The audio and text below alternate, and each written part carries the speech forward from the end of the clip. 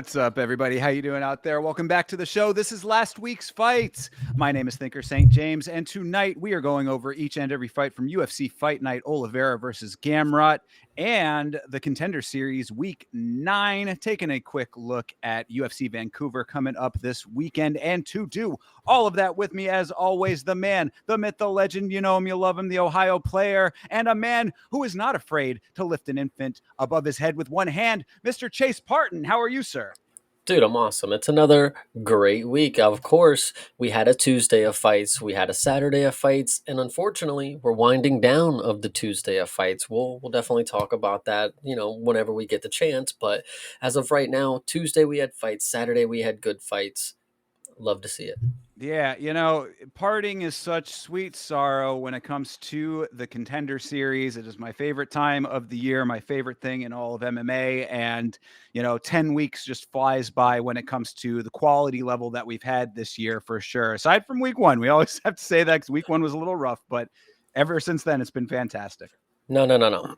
When I was rewatching it this morning, because I did a rewatch of the Contender Series, specifically this episode, with my dad, Mhm.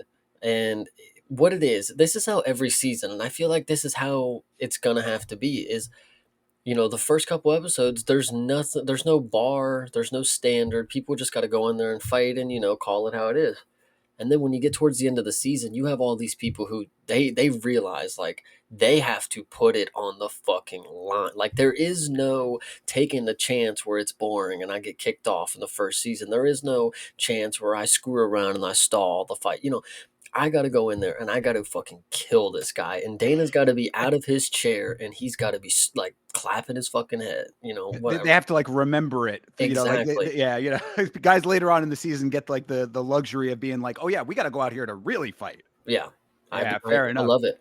Well, we're going to talk about it, but before we do, I think that now is a good time to remind and let anybody else who did not know about what we are doing on Fridays when we have the opportunity to. It can't be every Friday, unfortunately, with scheduling and whatnot. So we don't want to commit to it the same way we commit to Mondays. But when Chase and I are both available, now on Fridays, we are doing what is known as the free for all, where we are taking a look at all of the stories throughout the week that are interesting, funny, sad, all of the cultural elements of the fight world from the fans' perspective, from the fighter's perspective, all the fight culture. We're taking a look at it on Fridays, going through the stories of the week that otherwise may have gotten missed. And we did our first one, or one of the first of the reimagined version of it last Friday. Had a great time with that. So if you are around on Friday night, make sure that you are in the chat.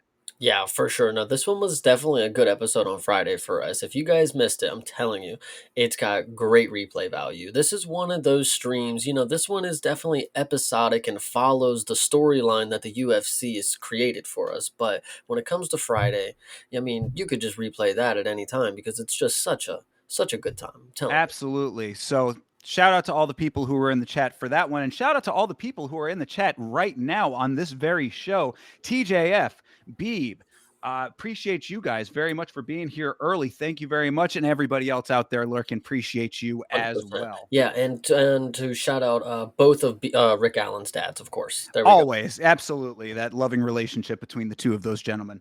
Yeah, All right. You want to take a look at the Contender Series, eh? let's do it. All right. Well, this was week 9, as we said. Of course, week 10 is the last one, but week 9 is where we are in the timeline here. It started off with Luke Fernandez versus Rafael Pergentino. Well, what is there to say? This one is hilarious because you have these are light heavyweights, by the way, and you have one of them who tried to be a heavyweight and couldn't make it because he's not heavy enough, but he decided not to ever work out in his life, apparently. Don't know what was going on with that one. But when you come in looking like that, you have to defy the optics. Like, if you're going to be the pudgy fighter, you need to be hard nosed. You got to really bring it to these muscular, muscle bound freaks, whatever you want to say. But he was unable to do that. Luke Fernandez, 15 seconds, just walked in. What do they call it? A cold cock? Like, dude, this dude just fucking mollywopped him, just like Yeah. dropped him down to the ground. And it's funny because when you watch it, like Rafael was so content on like letting the ref know like he was good. Like he's like, no, I'm good, but he's just getting punched in the face. Like, and then, ref was just like, yeah, you're. Yeah, no, you're not. You know, but yes, no, you're absolutely correct. I was going to save this for the fight on the card that's coming up, but I can say it here now because it's the same note basically.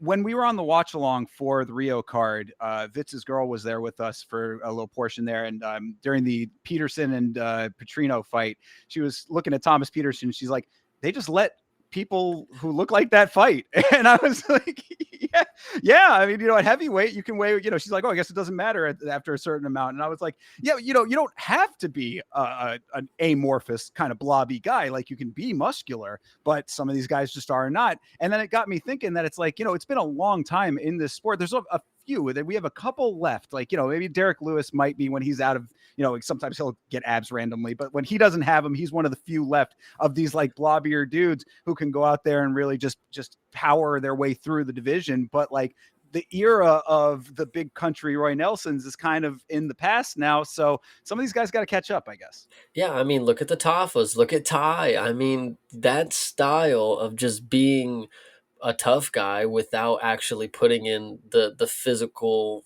work kind of deal. Like, dude, you guys got to actually get on the treadmill a couple times. Like, I know you're not planning to get far, but like, at least don't make me look at you and instantly say, no, no fucking way. Like, Well, these are professional athletes. That's the problem. Like, that's just, I don't know. yeah, no, and my thing with it, like, it's in my mind at least. Now, obviously every body's going to be different. Every, fighter and their style is going to be a little different. But what I would think is that if you are big enough to make the weight, like, how much better could you be if you did put a little effort into your physique? I'm not saying that you have to be cut and chiseled or whatever, but like your cardio could be better. You know what I mean? Like there's a lot of elements that might be improved by like, and you can even eat more. You can take that extra weight that you're taking off and turn it into muscle with more food. Like it's a win-win for you if you actually try. If you actually think about it, Hydra is making a really good point here. The rules aren't stopping anyone from looking like Francis Ngannou, just your work ethic and, of course, genetics. But Right. no, this dude, it's the same thing. If you think back to Jose Medina last season, when he was on the Contender Series, he was very fluffy. He had a belly. We see people who do, they have a little something. But when he got to the UFC, he cut and he actually dropped the weight down. He came in with abs. He sucks, but like, hey, he at least tried. This guy here, this is your opportunity. I know these are like short notice kind of things. Like, you get your opportunity and it's like come or go. Like he obviously couldn't have made a fucking six pack in at the amount of time that they gave him, but like maybe this is your opportunity to think like maybe I can fight at 170. Like I'm very fluffy at 205. Like I don't know. So Yeah, well, or turn it into muscle if you have the ability to. I guess is what my thing. You know what I mean? It's like because like how tall? We don't have the full tail of the tape here with their stats, but I mean both these guys were decently tall enough. I mean, like we're not talking about hobbits here. I would think that if they tried to just put more muscle on the frame, they could still make the heavyweight. You know what I mean? Like they could still be heavyweights, just muscular ones. yeah, I don't know. This one was. I mean, we're given more talk than the actual fight itself. That's the Word. craziest part. I'm not trying to dog on bro too much. Like that. I'm just in general. Like I'm sure he's a hell of a fighter. If he gets a different opportunity and against not somebody who's minus 1200. But you know, if this is gonna be your mindset, where like I'm that good. I don't really have to look the part. You're gonna be a professional athlete one way or another, even if you made this or not. Like you're still a professional somewhere or will be later. We need to have the image of a professional fighter. Like don't be looking like the dudes in the backyard. That's just all I'm asking, I guess. Well, I mean, either that or you go out and you actually kick ass, and that's the other Yeah. side of it. If you go out Earn, there and run through people, then you get away with it. earn your belly, I think is really what we're saying here. Bingo, exactly. And I mean, and to be clear, this is not specific to this one person, Yeah. Pergentino. The stuff I was saying, obviously, I don't Yeah, want no, to he seemed. pile I on this mean, guy he either. seemed like a cool dude. I mean, it is what it is. Again, at minus 1200, this was just a feeder fight, so it's just what happened was exactly what should have happened according to Vegas. So Right, exactly. And fun fact, when I'm watching the fights on the watch along, a lot of the time I'm hanging with chat. I'm not really paying too close attention to their backstories. But upon rewatch, Luke Fernandez, an Orlando, Florida product. So shout out to the hometown hero over here, getting the job done and getting a contract. yeah, 100%. And also shout out to Hydra coming in as well. Appreciate you, brother. Next up was Luis Felipe Diaz versus Donovan Hedrick. This was a little bit more involved, this fight. This went on for a little bit longer, a good amount of wrestling scrambles and that kind of thing, but a lot of Diaz really putting in the work on that one. This one was actually weird because I remember specifically Elite saying in the call, like, this guy, Dana's not going to give this guy a contract. Dana doesn't want to give this guy a contract, I can tell you. It's kind of what he said. Obviously, the way that it ended up, Dana specifically said, I wasn't going to do it. We talked with Mick or whatever, But I thought this was actually a pretty good showcase, especially when I look at the line in hindsight. Like, if Dana would said what he said and this dude was a minus 800 or something, okay, you didn't finish your guy and you're an 8-1 favorite, yada yada yada, but like he came in as a slight dog and I thought this was a pretty good performance. Like, they were going at it. It wasn't obviously a firefight, but like they were they were brute strengthening their way through a lot of these encounters, I thought. So it wasn't like it wasn't your very striking technical masterclass kind of deal, but like you could tell like these are two dudes who were trying not to let each other get muscled around. And I thought that was a good I don't know, I thought this was pretty good. Like Luis Felipe, he gave me when I was watching his promo package, I was like, this guy, he kind of has like a mindset, like I don't know, he gave me like an Alex Bajeda thing, and I know that's crazy. I'm not comparing his skill set, of course, Right. just the way that he was carrying himself, the way that he thought about his skill set. I don't know, just it seemed like Alex to me. I was like, Shama, man, Shama, that. Yeah. So but it came in, wasn't the greatest, obviously got a fucking submission win too, which is actually the late finish sub. I thought it was a great performance. Dana was a little tripping on this one, but I can understand other people felt that way. Maybe I was reading too much into like, yeah, this is the next Shama right here. I don't Well, it's tough because it's like when you have, because this is very wrestle heavy, I think know. is really the big note of it. And when you have a very wrestle heavy style, we know, you just said it earlier in the stream, when you come to the Contender series, there's a way that you're expected to fight. If your style is based in wrestling, then the only thing you can really do is go out there and be so dominant in your wrestling that you take it to the grappling, take it to the finish, whatever, get your submission early, and that's a dominant performance. But like Hendrick was really not very slouchy in this fight, so Hmm. it was like it was a more even. The odds tell the story, very close odds. It was almost a pick 'em. So I mean, it was an even matchup. So like this was really the kind of fight that you get out of it. So I think that it's unfair of Dana to to have a grander expectation when you have two guys who actually were both putting an equal level of effort in, and then to say, oh well, I was on the fence. You did get a submission. You did finish the fight. It's like, come on, bro. I mean, like really, you got to be a little bit understanding that like not everybody's going to go in there and just knock heads off. I guess maybe you saw Yeah. Luke Fernandez out back there just walking in and bombing a guy. So maybe they jaded a little bit. And to be fair, this is Dana, and you know, who knows how he sits on it. After he watches it, he's like, okay, probably that's a good finish, good. And then after a while, he's probably like, because we see the fights that happen a little, after, and he's probably like, it wasn't that good. So maybe he comes down off of it. He waits, he thinks on it for a little bit. That's why he does it at the end of the show and not right after the fights. Obviously, we'll talk Yeah, about here, but right. I thought this was a really good performance, and I think this dude will be decent at middleweight because he's got, I don't know, he's just got a little bit of something everywhere. I felt, Yeah, and then definitely well rounded. I'm half and half on how I think he'll fare in the organization. I think I need to see a little bit more. Yeah, I need to see. 29 too. I mean, Yeah, I just need to see a little bit more variety of the competition just to see how he handles other fighters. I think because of the style that he has, because when you are that wrestle heavy, there's a lot, like you're basically extending the amount of fighting that you're going to have to do at any given fight if you instantly are going for takedowns. You know what I mean? Like, Yeah. unless you really are just able to, chain wrestle yourself to a submission, then there's just going to be more leeway for your opponent. So I'm hesitant to be like in on the guy just yet. But certainly a fine performance here. I was definitely reasonably impressed. I thought that he Yeah. did well. One thing I did want to mention before we move on from this fight, though, is that Luis Felipe Diaz has a very oddly shaped body, and I say like I don't I want to say like it's kind of remarkable, but like not in like a wow, he's a physical specimen. He is very muscular, but what it is that it looked like when a kid draws a person like really muscular in the top, but then they just sort of like trail off when they're doing the lower body. Like he's got a super huge back, he's got crazy pecs, his arms are really big, and then his midsection in his torso, his ab area, it just goes like super tight inward, and then just like he's like a stick underneath. It's like he's top loaded, basically, this guy.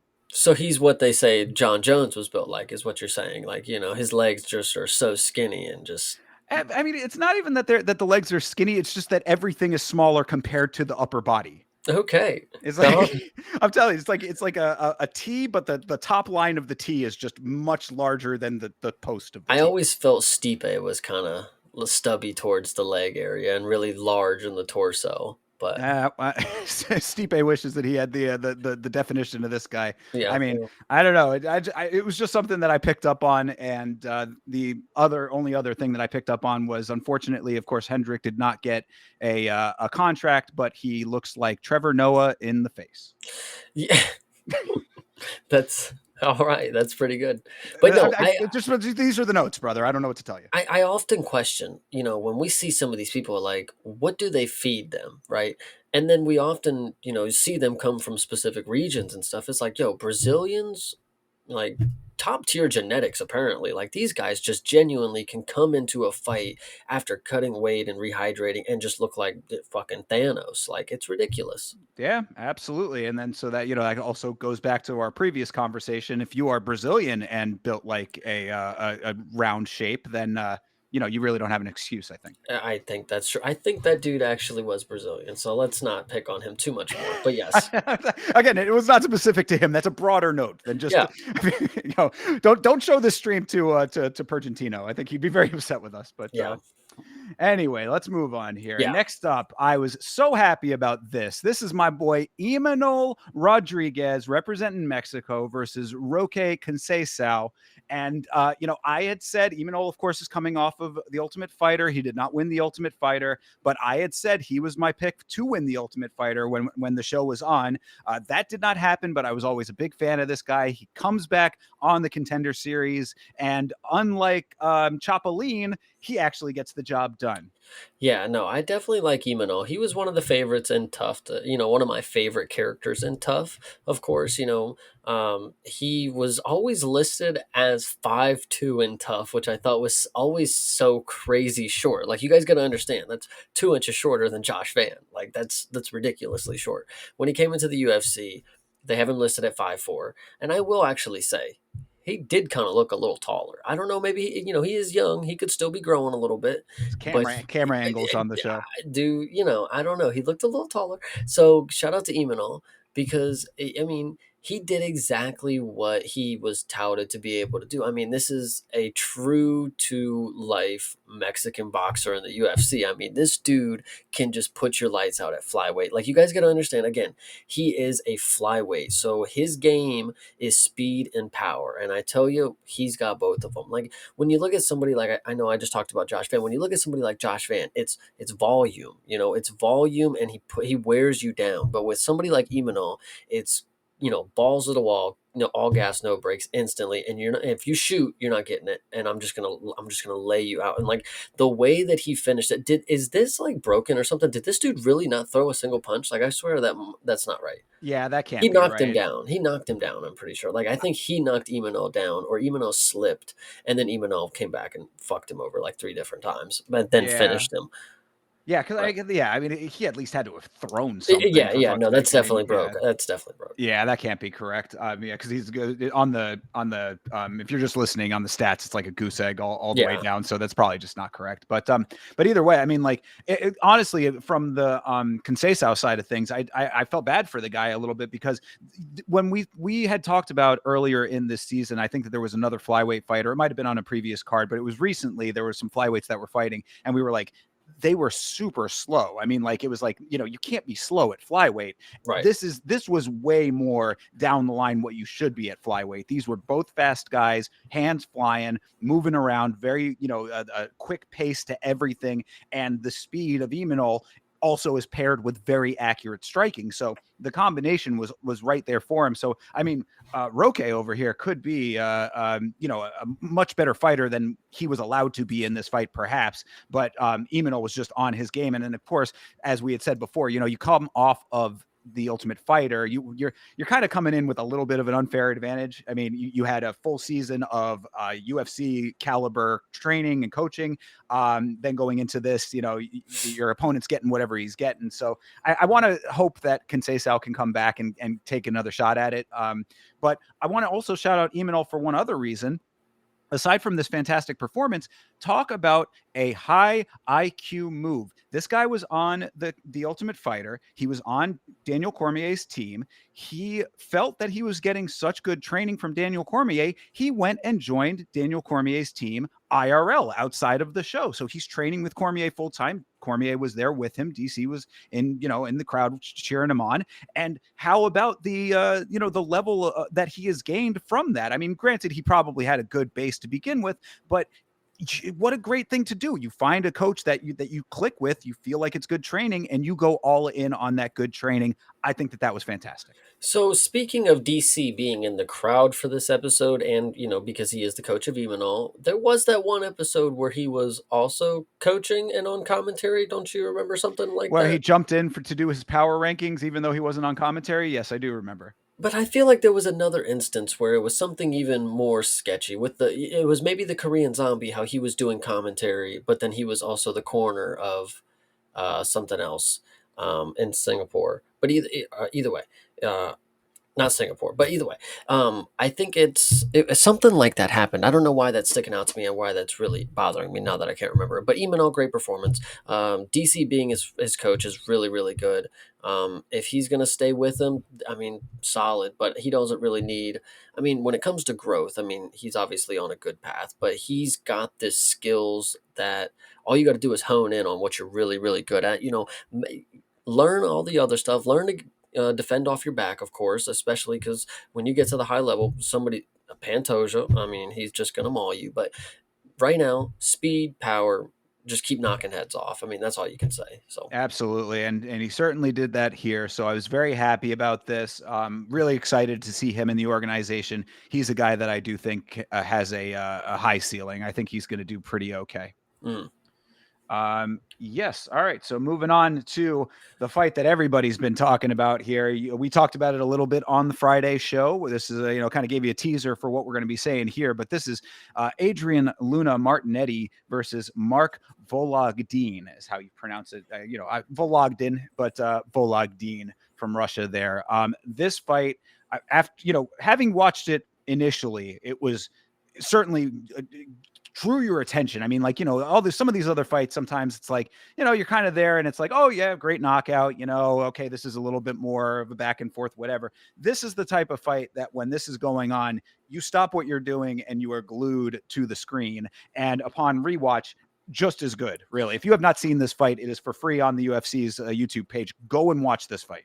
Yeah, this one is absolute madness. Like these dudes, and when I tell you, like this is, gosh, when obviously Vologdin, I think is kind of the hero of the story in this one. Like these dudes were awesome, of course, but like I think when people watch this, like even when my dad was watching it, like he's like, man, that little guy's just not giving up. He's just not letting him push him around. Shit like that. So I think he's really the underdog here. Watching him not give up, take literally every shot imaginable.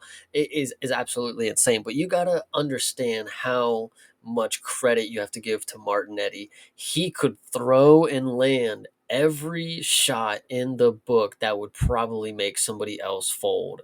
And dude, Volagdin, like, this dude's just not a fucking pushover. And he did get pushed over, but it's not because he was bad. Yeah, He, certainly not for lack of trying. Of course, this guy was in there, bro. dude, I mean, listen, I know Mank, he hates when this happens. The Latino chin comes out, and we get somebody who, in any other fight, Volagdin would have just mauled this dude after one of these massive hooks, uppercuts. His dirty boxing was slick. He was in and out in the first round. He was getting all different angles, and he was bombing Martinetti.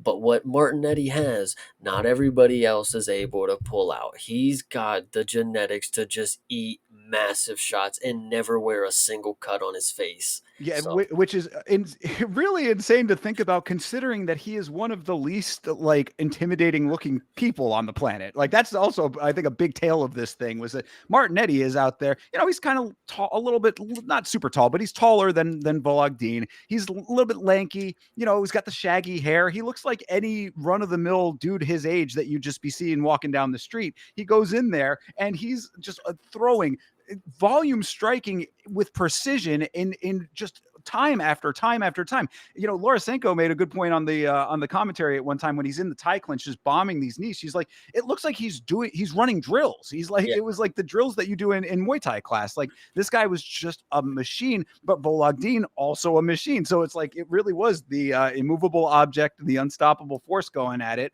And it was a joy to watch. To your point about Volagdin, being able to take out other competition. There was one shot that he landed in the first round before, they really were getting into it. He landed a spinning wheel kick that would have taken the head off of 90% of the planet. Like it landed flush. That's how you know the Latino chin is on point for Martinetti, because this dude ate this spinning wheel kick that would have crippled other people. yeah. So yeah, this was just, it was crazy two-way action. Martinetti with the volume, Volagdin never given up, ended up getting a massive crater size chunk taken out of his forehead. He had a hole right above his eyebrow for a good amount of this fight. Based doctor allowing this thing to continue, but Volagdin doing the damn thing through a lot of adversity. There's so much. Obviously, the fight is a fucking war, and you get the cut with Volagdin, and then the real story comes, and I think there's moments before and after and during that I want to talk about. So the ref comes in, or the doctor comes in, and he checks on him, and he's like, he can go a little more, and the ref's like, do you want to go? Of course, like, get the fuck back in there, dude. I love it. In the moment, I'm like, oh my god, like that's a really bad cut. Like I'm hoping, in the moment I was like, you could call it right now. They'll both get a contract, no big deal. But like the fact they let it go on, it's like, all right, and he's game as fuck for it. So then, at the beginning of the third round, when my dad's rewatching it, they don't do a glove touch, and he's like, oh, they gotta hug it out after that. And I'm like, you know what? I see people hug all the fucking time in the third round, and they ain't done jack fucking shit. True. These dudes understood. We got a job to do. We'll and even at the end, they acknowledge, like, man, I ain't never had a fight like that, man. Shout out you. And that's what, when you have such a competitive drive and you're in a game like this and you're somebody as skilled as Martinetti, all you can ask is that somebody gives you the opportunity to just showcase every skill that you have worked on up until this point. And I genuinely think Martinetti, dude, this dude is top tier when it comes to striking. I mean, holy shit. He was even getting takedowns. He was controlling them on the top. This dude is, I mean, 17-1 ain't for nothing, it looks like. I mean, this dude is a fucking G. But Volagdin, I mean, they're both awesome. I mean, this is even, it's funny. My dad, he was like, their first fight should be against each other. They should match it up again. And I actually fucking love the idea. No, see, all right. Well, I'm glad that you said that, because I disagree entirely, and I actually thought this through. What I would like to see is both of these guys go as far from each other as possible, and then build up independent of one another. Go through in the organization, both get on some really nice win streaks, and then we have the best rematch of all time with a storyline to match it. See, I think, unfortunately, in this sport, with how much goes on, I don't think you can play the long con like that. Like, I mean, you just got the greatest fight of all time, you know, basically. Are you gonna risk what happened to Lonnie Kavanaugh or Josh Van? Josh Van came back from it, but like, are you gonna risk one of these dudes finally getting just annihilated and then they never meet up and we lose out on the greatest fight of all time too? I mean, we can always do a trilogy. I mean, I don't give a fuck if Alagdin is down 2-0. Get him back in there a third time. I don't care. I So mean, there's a case to be made, but I think that if these guys can, I at least give them one each, somebody else, to see if they fair. can repeat against somebody else. Maybe then you can do it again earlier. But I just think that, if they both continue to fight the way that they fought here, they're going to be formidable foes to anybody in the organization. We talk a lot about how we think that these guys are going to fare, anybody on the Contender Series, how they're going to fare in the organization. This is two that I'm like, these guys are going to be fine. Like, this is the level that you need to be at, and both of them are there. So like, I just think that they're going to go in there, both get some nice wins. Shit, throw them a softball if you really want to. If you really want to just set it up for a rematch, I'd be okay with that. Even there's a rare exception to the rules with that. With just giving a guy something to feed him. But I would be fine with that. I think that for the real ones, for the ones that have been there since this fight, that you give them a little bit of time to grow, and then you bring it back, and then it's like you reintroduce the entire storyline. I think that there's plenty that you can milk off of that. Yeah, I'm actually just, I don't know, I'm just fascinated with the fact that Martinetti was a dog coming into this fight. And he 17 and 1, 16 and 1 at the time. What were they thinking? Because Volagdin is good, don't get me wrong. I mean, the power that he had, yeah, like I said, any other genetic species going out, lights out, but not Ecuador apparently. Looks like Ecuador is keeping alive when it comes to granite chins on the checklist, because these guys, I'm telling you, Martinetti, I mean, he said at the end of the fight, like, I want you to remember my name, brother. I have no problem. Martinetti is not very common. I tell you one thing. And I mean, that 90% of the names on the Contender Series like go in one ear and out the other. I mean, not intentionally, but like, when you're in the organization, I will remember you based on what you do there. And if you get a memorable win, sometimes, like people like Malcolm Wellmaker, I'll remember that. But what's like, Jean Paul Lebesh, something oh something. yeah, Lebosnoyani. Yes, There we okay, there go. you go. Yes, so there, yeah, again, rare exceptions, but how you think about the ones that you can remember, and then the volume of ones that either don't make it in the organization, or you're still waiting to see them debut. You will remember them over time if there is a reason to. They gave you a reason to up front. Yeah, 100%. I'm genuinely a big fan of both of them.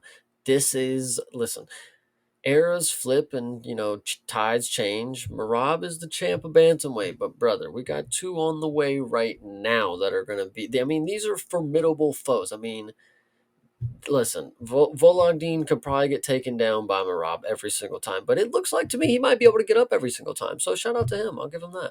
Yeah, and early, I mean, they both have a decent record, a decent amount of fights under their belt, but still, in the grand scheme of things, somewhat early. They're obviously early to the UFC, so there could be room to improve for both of them, which is crazy to think about because they're already at a pretty high level. But this could just be the beginning of that new wave that you're talking about. So let's see what they can do. They both got contracts. We didn't mention that on this show, but after this, since they both had to go to the hospital, before even reading out the contracts of everybody else, Dana made a special announcement that both guys get contracts and both got a $25,000 bonus. That's the quality level of this fight. Yeah, you forgot also both guys went to the hospital after this Oh, that's fight. what I said that they, yeah, no, I did. I mentioned that. Yeah, That's well, going, well. I think that's the funniest part is I wanted to make a point on this specific show to everybody. Only one guy needed to go to the hospital, so true. I mean, shout out to my dad. He was like, that other guy got punched a lot in the head too. I'm like, all right, let's calm down. He was fine. He walked away. But either way, you could also tell, which was really funny. Martinetti, when he left the cage, like the camera was following him out, you could tell the adrenaline was wearing off of him. He was getting real like he was Oh, falling out of it a little bit. when It when was you good.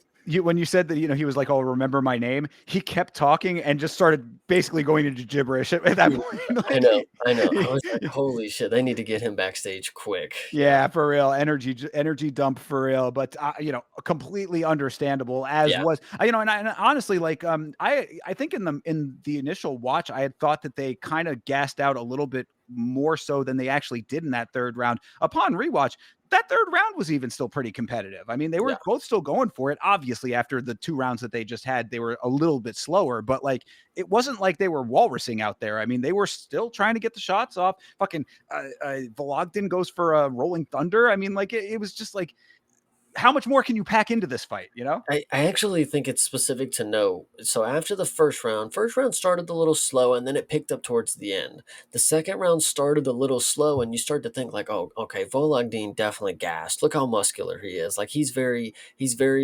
sheltered as of right now. Martinetti's pushing him up against the cage. And then the second round starts to get a little crazy and you see Volagdin basically he he he was holding all this energy at the beginning of the second round and then he was able to burst at the end of the second. And Martinetti was able to match that energy. So it was nail to fucking hammer, whatever you want to say, for the rest of the second round. Third round starts, and it's also a little slow. And then you're wondering like these guys, no way are they gonna like make it. Like this is where it's gonna slow down, of course, but no fucking way. They just continue to just never run out of energy, which is crazy too, because when you think of like a fight with like Renato Moicano and fucking Benio Dariush, you watched Moicano's arms like physically stop being able to like punch after he was so tired. They had no fucking problem here. So this was pretty crazy. I mean, this was like superhuman Yeah. performance right here. It reminded me of two kids in high school who had hated each other and wanted to fight all year, and it finally got to the time that they were going to throw down, and they both were like, "I am not going to lose this fight. I hate you so much." But Yeah. I mean, they obviously no ill will towards each other, of course, in this fight, but that just is the feeling that you got just seeing the way that Martinetti was just, I'm telling you, the volume striking with the precision. He landed at one point in that first round, I want to say somewhere in the range of like 12 shots to the body at one time. Like it really was just boom, boom, boom, boom, boom, boom, boom, boom, boom, boom, boom, boom, all like it just in a blink of an eye. I mean, it was I'm telling you, like we can talk about individual points of this fight. Just watch the damn thing. Yeah, for sure. Definitely watch it. Go to the YouTube channel on YouTube on go to the UFC YouTube channel, excuse me, and watch this fight. It is on there free. Absolutely. So, yeah, like I said, we can talk about it all day long. Go and watch the fight. It was fantastic. And I cannot wait to see both of these guys in the organization. 100%. 25K deserved for sure. It's well deserved. Absolutely. And then to end this thing off, it's unfortunate that that was not the featured bout, considering how amazing it was. But this was not a bad fight either, actually. This was Lucas Caldas versus Magomed Zainukov. Zainukov is very much a machine himself. He was really sharp with his striking and relentless. Caldas was not terrible, but he low IQ moves towards the end of this fight because he ended up getting a point deduction for eye pokes after being warned several times. Now, granted, he is from Brazil, probably does not speak English very well, whatever. But I mean, when the referee is going, "Hey, don't do that," and kind of push the fingers out of his hands, popping the fingers out to let him know what he's talking about, and the guy just blatantly eye pokes again. It's like, dude, you were doing yourself no favors already by getting your ass whipped. Now you are really doing yourself no favors by now having a point deduction on top of it. I mean, this was John Pork. Everybody, if you guys forgot, this is our boy John Pork, and he came in here and he put on a really good performance. I mean, obviously put on like historic numbers for Contender Series, but Dana really shows his bias sometimes. I mean, the fact that we had a close to the line dog come in here, get a late-ish sub in the second round,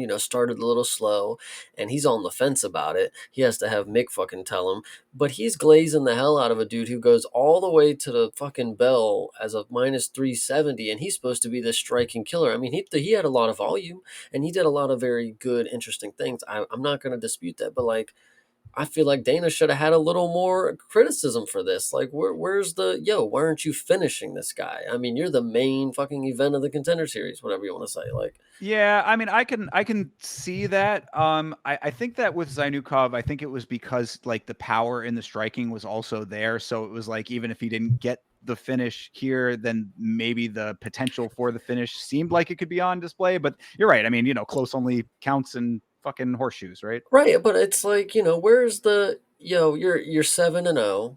You're supposed to you're 7-0, and I think he had a 100% finish rate at the time.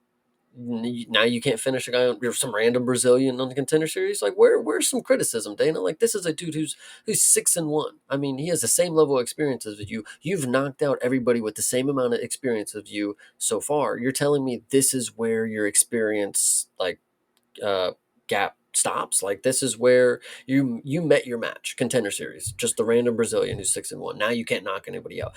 I've seen people knock people out well into their UFC career. You know what I mean? Like, I don't know. Sure. Well, I think that Hydra's making a good point here that Dana saw the beard and just, his heart was a flutter. That Dagestani, it's a look. And, I mean, I guess, it might not be for everybody, but it certainly is for Dana. Hear me out. How close do you think we are? Because we have PIs in a lot of different locations. We got one in China, right? Yes, Uh, Shanghai. okay, and then we got one in Mexico. Mm.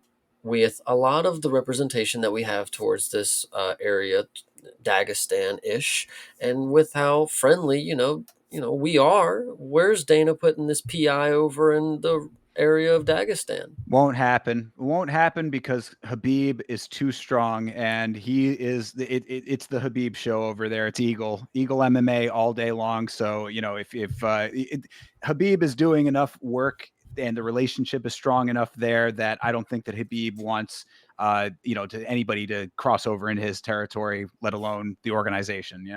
Well, it's a damn shame, we could have a lot of these guys being brought up out of there because and if we don't, we could just have people like how I think this guy should have been, we'll send you to the PI and then we'll pull you up when you're ready. Like, that's what I think should have been here. There should be, cuz like, dude, I mean, you land 247 strikes. You threw 401. You're telling me not one of them dropped this? I mean, okay, one of them dropped him on his ass. Okay. But like, you couldn't put him out after that? Like, I don't know. I'm just a little skeptical. Well, I mean, I think that Habib acts as the PI, and really, the other side of that is, do you really want more dudes who are just going to come over and wrestle fuck?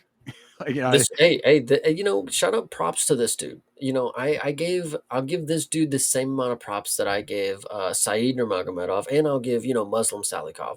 These guys are actually strikers. Like, they actually come in here and they it's not that they don't strike in the way that the wrestlers wrestle. It's not like they're here to they're going to get the victory even if it's boring. The strikers are actually here because they want to practice the art. Shara Bullet is another one. They want to practice the art of creative strikes. Like, that's genuinely what they're here to do, and they go in there and they do it. We see spin kicks. We see a lot of this guy specifically, a lot of teep kicks, elbows. I think it's very impressive when they come in and they're strikers because they normally do it at a very high level. It's not just like some bum doing spin kicks. No, and I do want to clarify that this guy specifically was not that Yeah, part of that statement. He was striking really well, actually, and that's why I was saying earlier, like the striking led one to believe that he had power in the hands. So I'm just talking more. If you had a Dagestani PI, you'd yeah. get a lot of that. But yeah, no, the Zainukov I thought was really. I didn't realize that he was John Pork. I thought that he was on last week, but okay, this is him. This should be John Pork. Let's see if ESPN has updated his nickname. No, it hasn't. But no, this is John Pork. Yeah, this is Okay, him. so yes, Abdul Manap Nurmagomedov Martial Arts School. That's funny I, that he's literally from the camp. That's what did hilarious. I? Come on, brother. There's one way to victory in Dagestan. Yeah. But yeah, I thought worthy of the contract for sure. I mean, it was a dominant performance. Caldas was really falling behind early in this fight. Stayed in it obviously, but he needed to do a lot more. And then of course, the point deduction on top of things really, messed up his chances completely. So there was really no coming back for him aside from a finish, which he was not going to get. So yeah, John Pork making his way into the organization and with a little bit of aura on top of it, considering that he has that nickname and the story. If you want to hear my live reaction to finding out about the John Pork lore, you can go back to our Friday stream from last week. But yeah, I don't know. I'm sure I want to see more of John Pork. Why not? Maybe we'll Yeah. get the DS fight. Yeah, no, I think it's absolutely certain that John Pork's going to be kind of a street legend when it comes to memes and nicknames. And, people are going to know John Pork. When his fight comes up, it's like, dude, John Pork's fight. We're going to see the memes all over the place. And it's going to be great. Maybe he'll get on a card with Islam. They just put, I don't know if you saw it, but they just announced some cards and that are going to be on the MSG card. Where's John Pork's? Where's him on the Islam card? So whatever. Did they announce all the way to that? I mean, that does complete the Contender series. I was going to bring that up. We did have some announcements today. So yeah, that just to close this out, that is week 9 of the Contender series. Zainukov, Vologdin, Martinetti, Rodriguez, Diaz, and Fernandez all got contracts. So 5 fights, 6 contracts. Love to see it.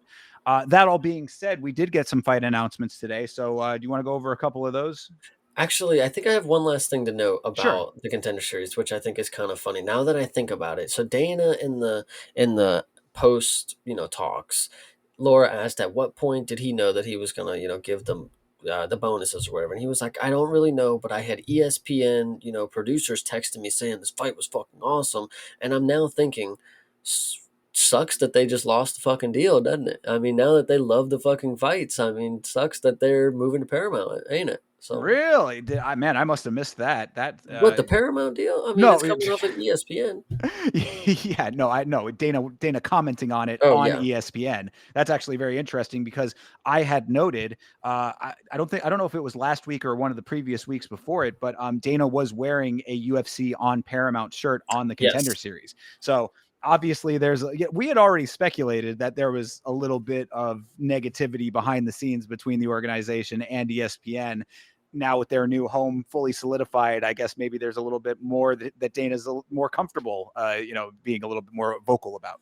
right, yeah. So it was definitely pretty funny, but yeah, that's goofy on them. Yeah, So but so okay, there you go. Good note. So as far as fights go that we had just got announced, we got 323 was announced with Marab making short turnaround, coming back in December to take on Piotr Jan in the rematch. This is the fight that I and a lot of people I think were saying, if he can beat Piotr Jan one more time as the champion, then this solidifies GOAT status. I was very happy that it's Piotr Jan. And then the other fight that was the big deal, that'll be the co-main of that event, is Alexandre Pantoja versus Joshua Van. And Josh Van, of course, one of your favorite fighters, Chase. So I think we're both getting what we want out of this card. we're getting some pretty good ones. Let me go ahead and finish the slew of fights. Sure. So Jan Blachowicz will take on Bogdan Guskov, Love it. UFC 323. Henry Cejudo will take on. You ready for this? Yeah. Peyton Talbot. Okay. Yeah, I mean, I guess that'll be an interesting one, actually. That could be a passing of the torch thing. I mean, I don't We know. We'll still see. got more. Yeah. All right. Mhm. Brandon Moreno. This is one I really like. Will take on Tatsuro Taira. Love it. That's on That's the. That's these are all on the same card, by the way. yeah, 323. this is stacked. Okay. Next, Fares Zaim. Zaim. Ziam, yeah. Uh, will take on Nazim Sadikov. You talk about a people's main event right there. That is a banger of a fight right there. Okay, mate. All right. It keeps going. Yeah. So we got Chris Duncan will take on Terrence McKinney. Oh, yeah, this really is a great card. What a way to end the year.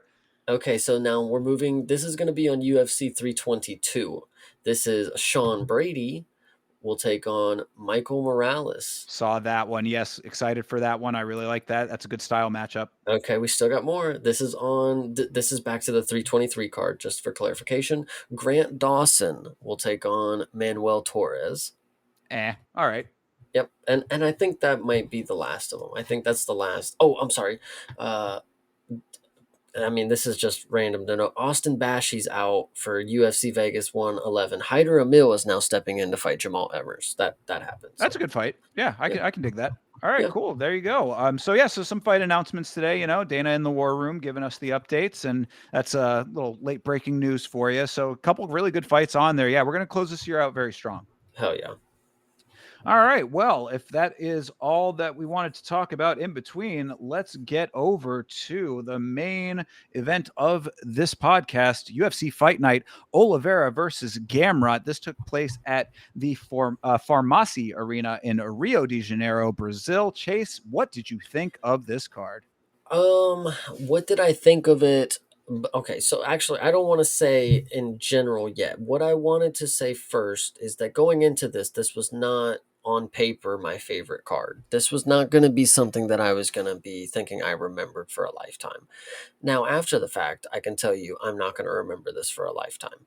This was not my favorite card. It just, it had a lot of finishes. It definitely had a lot of finishes, but the fights that did have finishes, there are some that I was really questioning the opponents.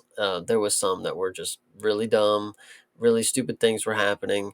Um, and I don't know. It just a lot of finish. Just because there's finishes doesn't mean it's like necessarily an exciting card. I think, there's got to be some good extra things going on. I don't know. I just see what I, you have to say. Maybe maybe you can sway me. yeah, I guess we're gonna have to talk it through. It never ceases to amaze me that out of the two of us, you are younger, yet seem to always be the grumpier of the old men. But yeah, I thought it was pretty good. I mean, I will until main card. I thought that main card had flecks of really good stuff, and then there were some patchier elements and some definite weirdness. This is another one of those cards that had a little bit of everything, and we'll talk about it all here. So yeah, but overall, I mean, I was definitely happy with the undercard, and main card had was a little bit more of an up and down. So let's start it off, and we'll go through and we'll figure it all out together here. Starting this thing off was Luan Lacerda versus Simon Oliveira. Oliveira, of course, missed weight by a whopping 8 pounds. The fact that this fight was able to take place is somewhat mind-boggling, but it still went on. Did What do you you think? hear the second stipulation to this? And I don't know where this came from or like what exactly the reasoning was, if you can enlighten me. So the story was so Simon Oliveira missed by 8 pounds, but he had to be under 155 pounds the day of, or he can't compete. So he made 155, and Yeah, because that's how the fight was able to go on. Because I think that once you're over a certain amount, that like I think that that's a commission rule. I believe. Don't quote me on that, but I think that that's what it is. Is that like you can be within a certain window for the fight to still continue, but like after a certain amount, it's like even if you wanted to, even if everybody agreed, if the organization, et cetera, wanted it to happen, that it is not allowed to happen after a certain point. You say that, but we did see Saudi Baldiev step up to heavyweight and have like a 40 pound gap between him against Martin Buday. Yeah, I think that that's different at heavyweight though, because the weight range at heavyweight is larger. So I think that that's what that is.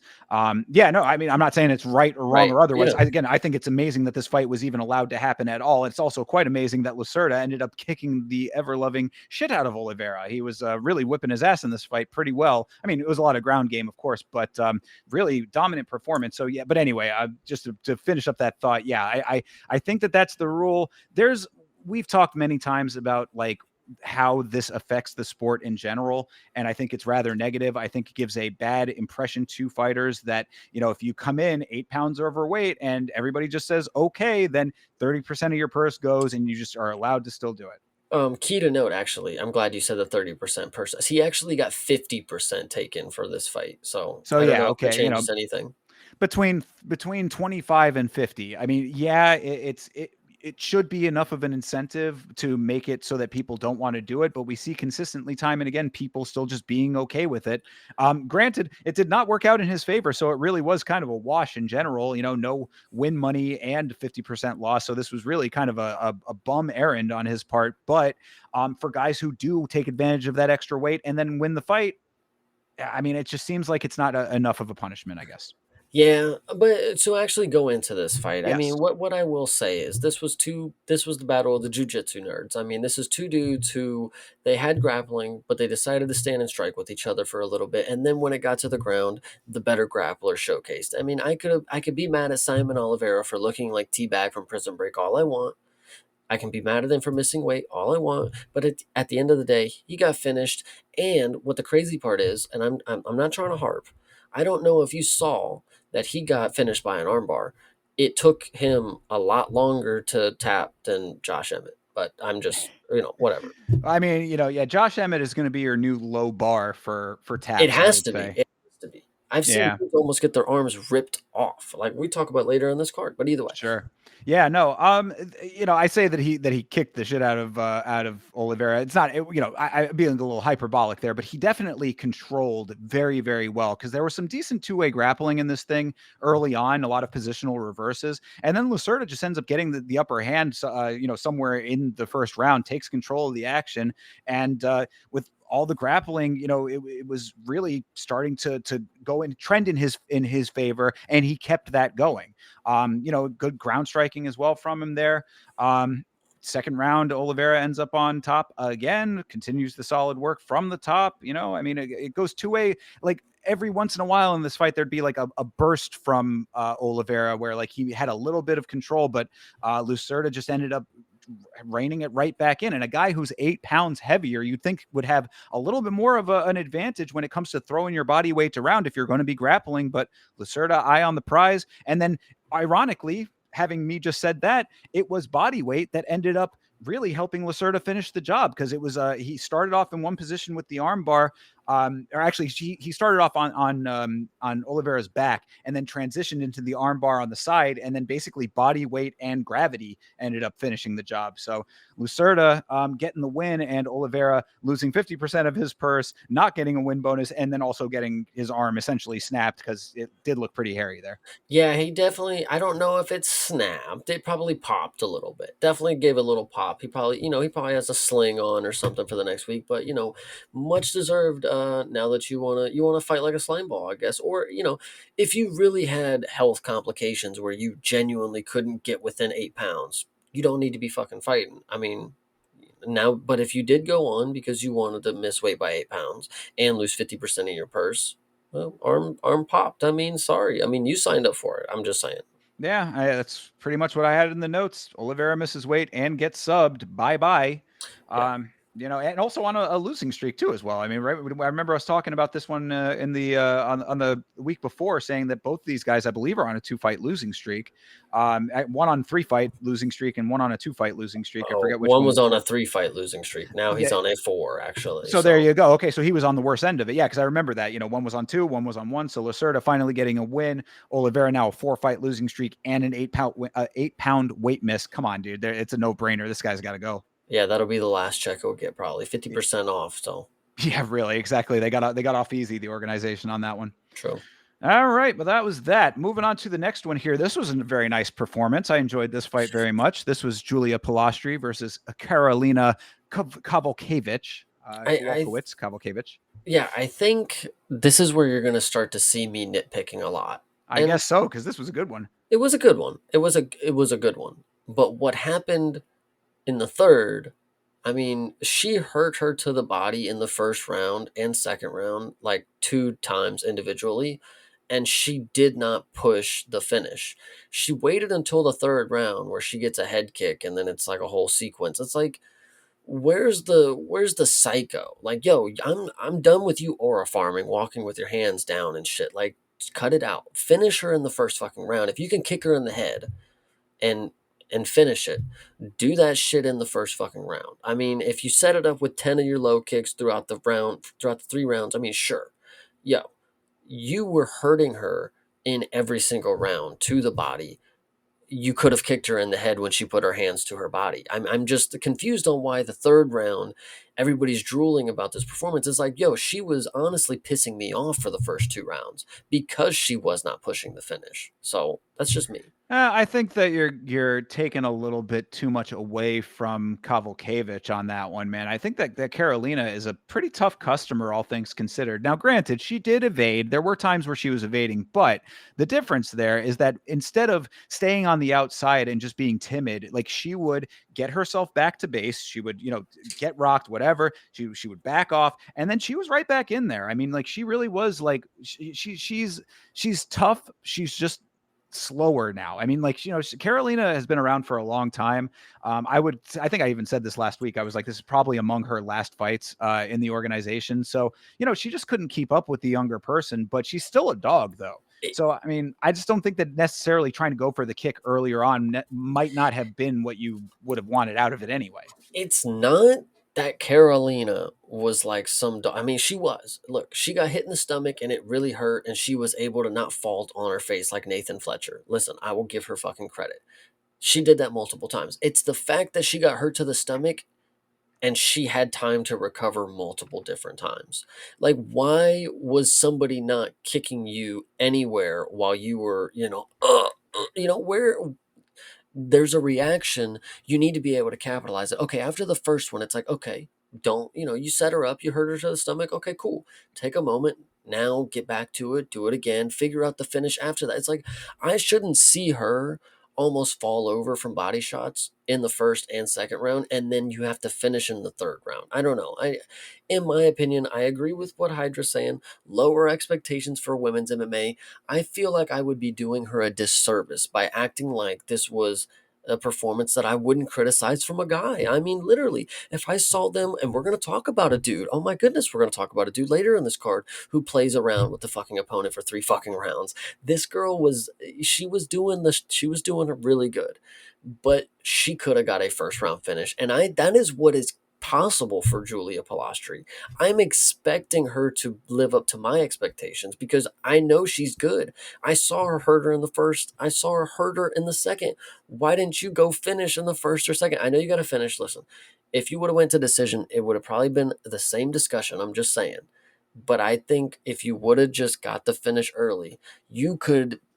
I would be talking about you like the next motherfucking bitch up. Like, damn, like, come on. I know Loopy was a bad performance. Poopy Loopy in that performance.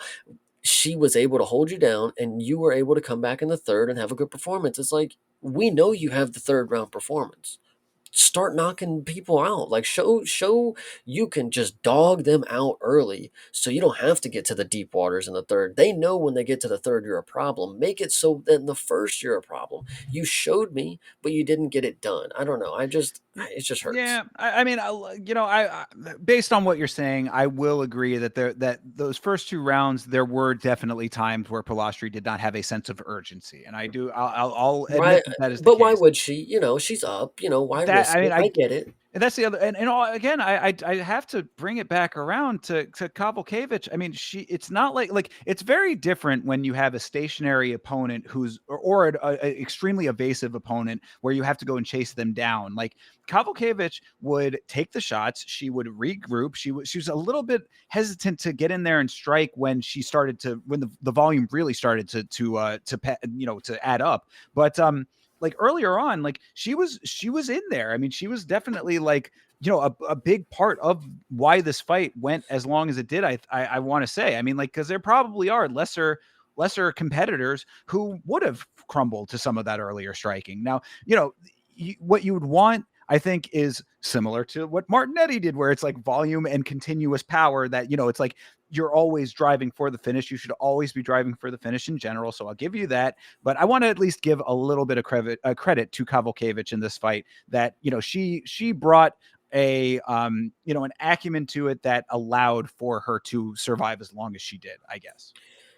I'll give you that. She was tough. I mean, I think I just Palastri, she could have put herself on the map. I think a little more. I mean, third round finish is cool, but it's third round after coasting 2 rounds of you striking for it wasn't like this wasn't like a fucking ass whooping. Like, I mean, it was just like, yo, she's just outclassing her.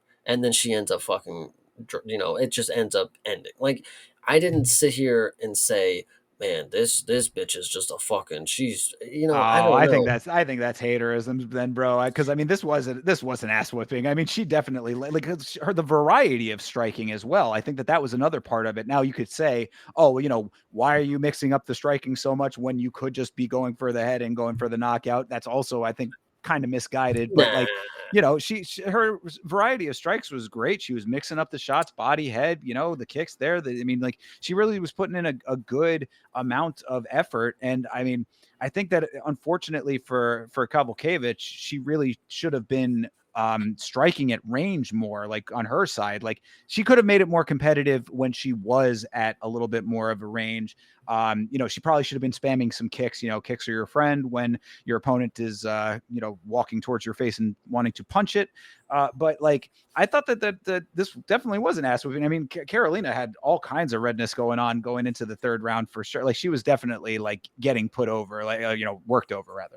Yeah, it ass whooping. Okay, I'll give it to you. Look But how red the image is I on mean, the. I get it. I get it. I think it was a steady striking affair, is what I Right. would say. I wouldn't say that she was just, every round she put her on her face, she got up, she dropped her again, she kicked her legs out from it. Like, she was just walking her down, striking, she's popping her with a jab, kicking her, and then eventually she worked towards a finish. I'm just saying she could have done that performance that she took 3 rounds to do in the first 5 minutes, and then people really would have been like, boom, we are locked into her. Like, after the loopy performance, don't even worry about it, she's back to just finishing people. And especially with Carolina, I mean, she got finished in the third, and I get you want to talk about the hard thing. It was like Palastri was playing the I'm gonna are you gonna give up game? Like, I'm gonna kick you in the stomach, and then if you quit, then we'll get a finish. But like, she had no, now you're hurt, now it's time to put you out type of deal, especially Right. with an Yeah. older opponent. And I think Sure. that was the urgency I would have liked to see from her. I get you. I understand that. I'll definitely give you that part of it. For what it was, then I thought it was a really good performance. The one thing I did want to say though, because based on the Godinez fight, I hope that Palastri gets her ground game up. We didn't have to see it in this fight, of course. This stayed on the feet for the majority of it, if not the entire thing. But obviously Lupi is very skilled on the ground, so I would think that takedown defense really needs to be drilled into Palastri like in a real way. Obviously, striking is her forte. And I guess based on what you're saying there, then possibly a potential for Palastri just maybe not having that much power in her hands. So maybe that's something that needs to maybe get worked on. I don't know. But when you're an opponent and you look at this for Julia, and you're like, okay, if I'm going to face her, it's like, well, I got 3 rounds to figure something out. It's not like, oh well, shit, she just flatlined her in the first round. It's like, I gotta make up something quick to avoid something like that. It's like, well, shit, if she ain't gonna finish me in the first round, and she's gonna give me opportunities in the second for sure, by the third round I will have figured it out.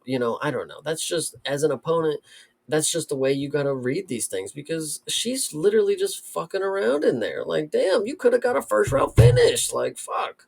All So, right. Well, your position is well noted. Julia Pilastri, if you are listening, which I'm sure that you are, go out there and be a first round finisher now. That's the only thing left to do. uh, it's possible. That's the crazy part. I shouldn't have to tell her that. She should have the confidence in herself. I'm just trying to build her up. So, You think that she might have been trying to extend it a little bit to give a show to the Brazilian crowd?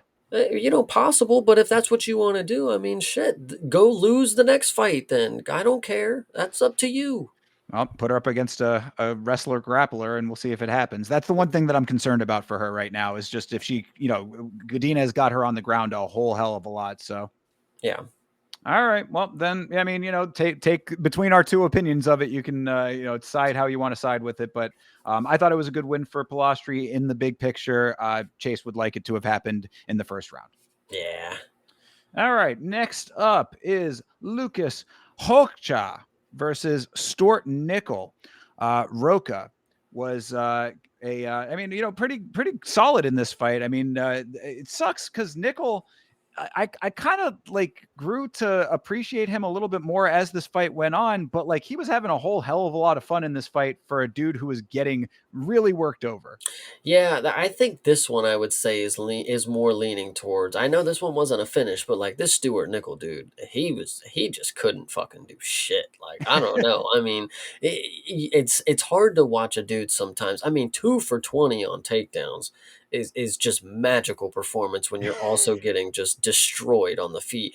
And I don't know. Like I remember in the third round, I'm like, this dude is hurt again. Like holy shit. Like I know he's dogging it out, and he's like, he's got that like Aussie, the Aussie power. Like he really is just trying to be a dog out there. But like, brother, God, at flyweight, you're gonna have to have some sort of. Most of the flyweights have skills everywhere.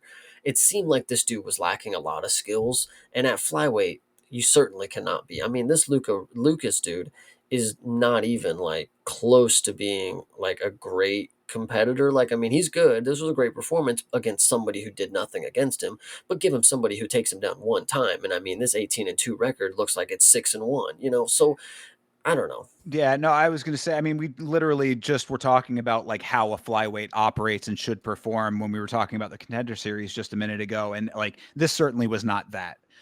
This was more in line with what we were critical of in weeks past with these guys. I mean, like, it was a fine performance for Roca.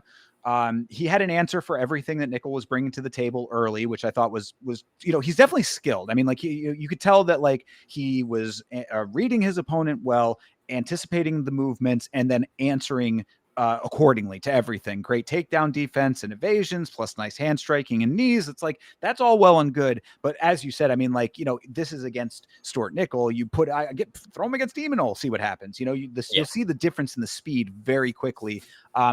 Like if you are a flyweight without flyweight speed, you are going to get lapped. And that's just a fact of the division, in my opinion. If you want to be a slower guy, put the weight on and go up to bantamweight.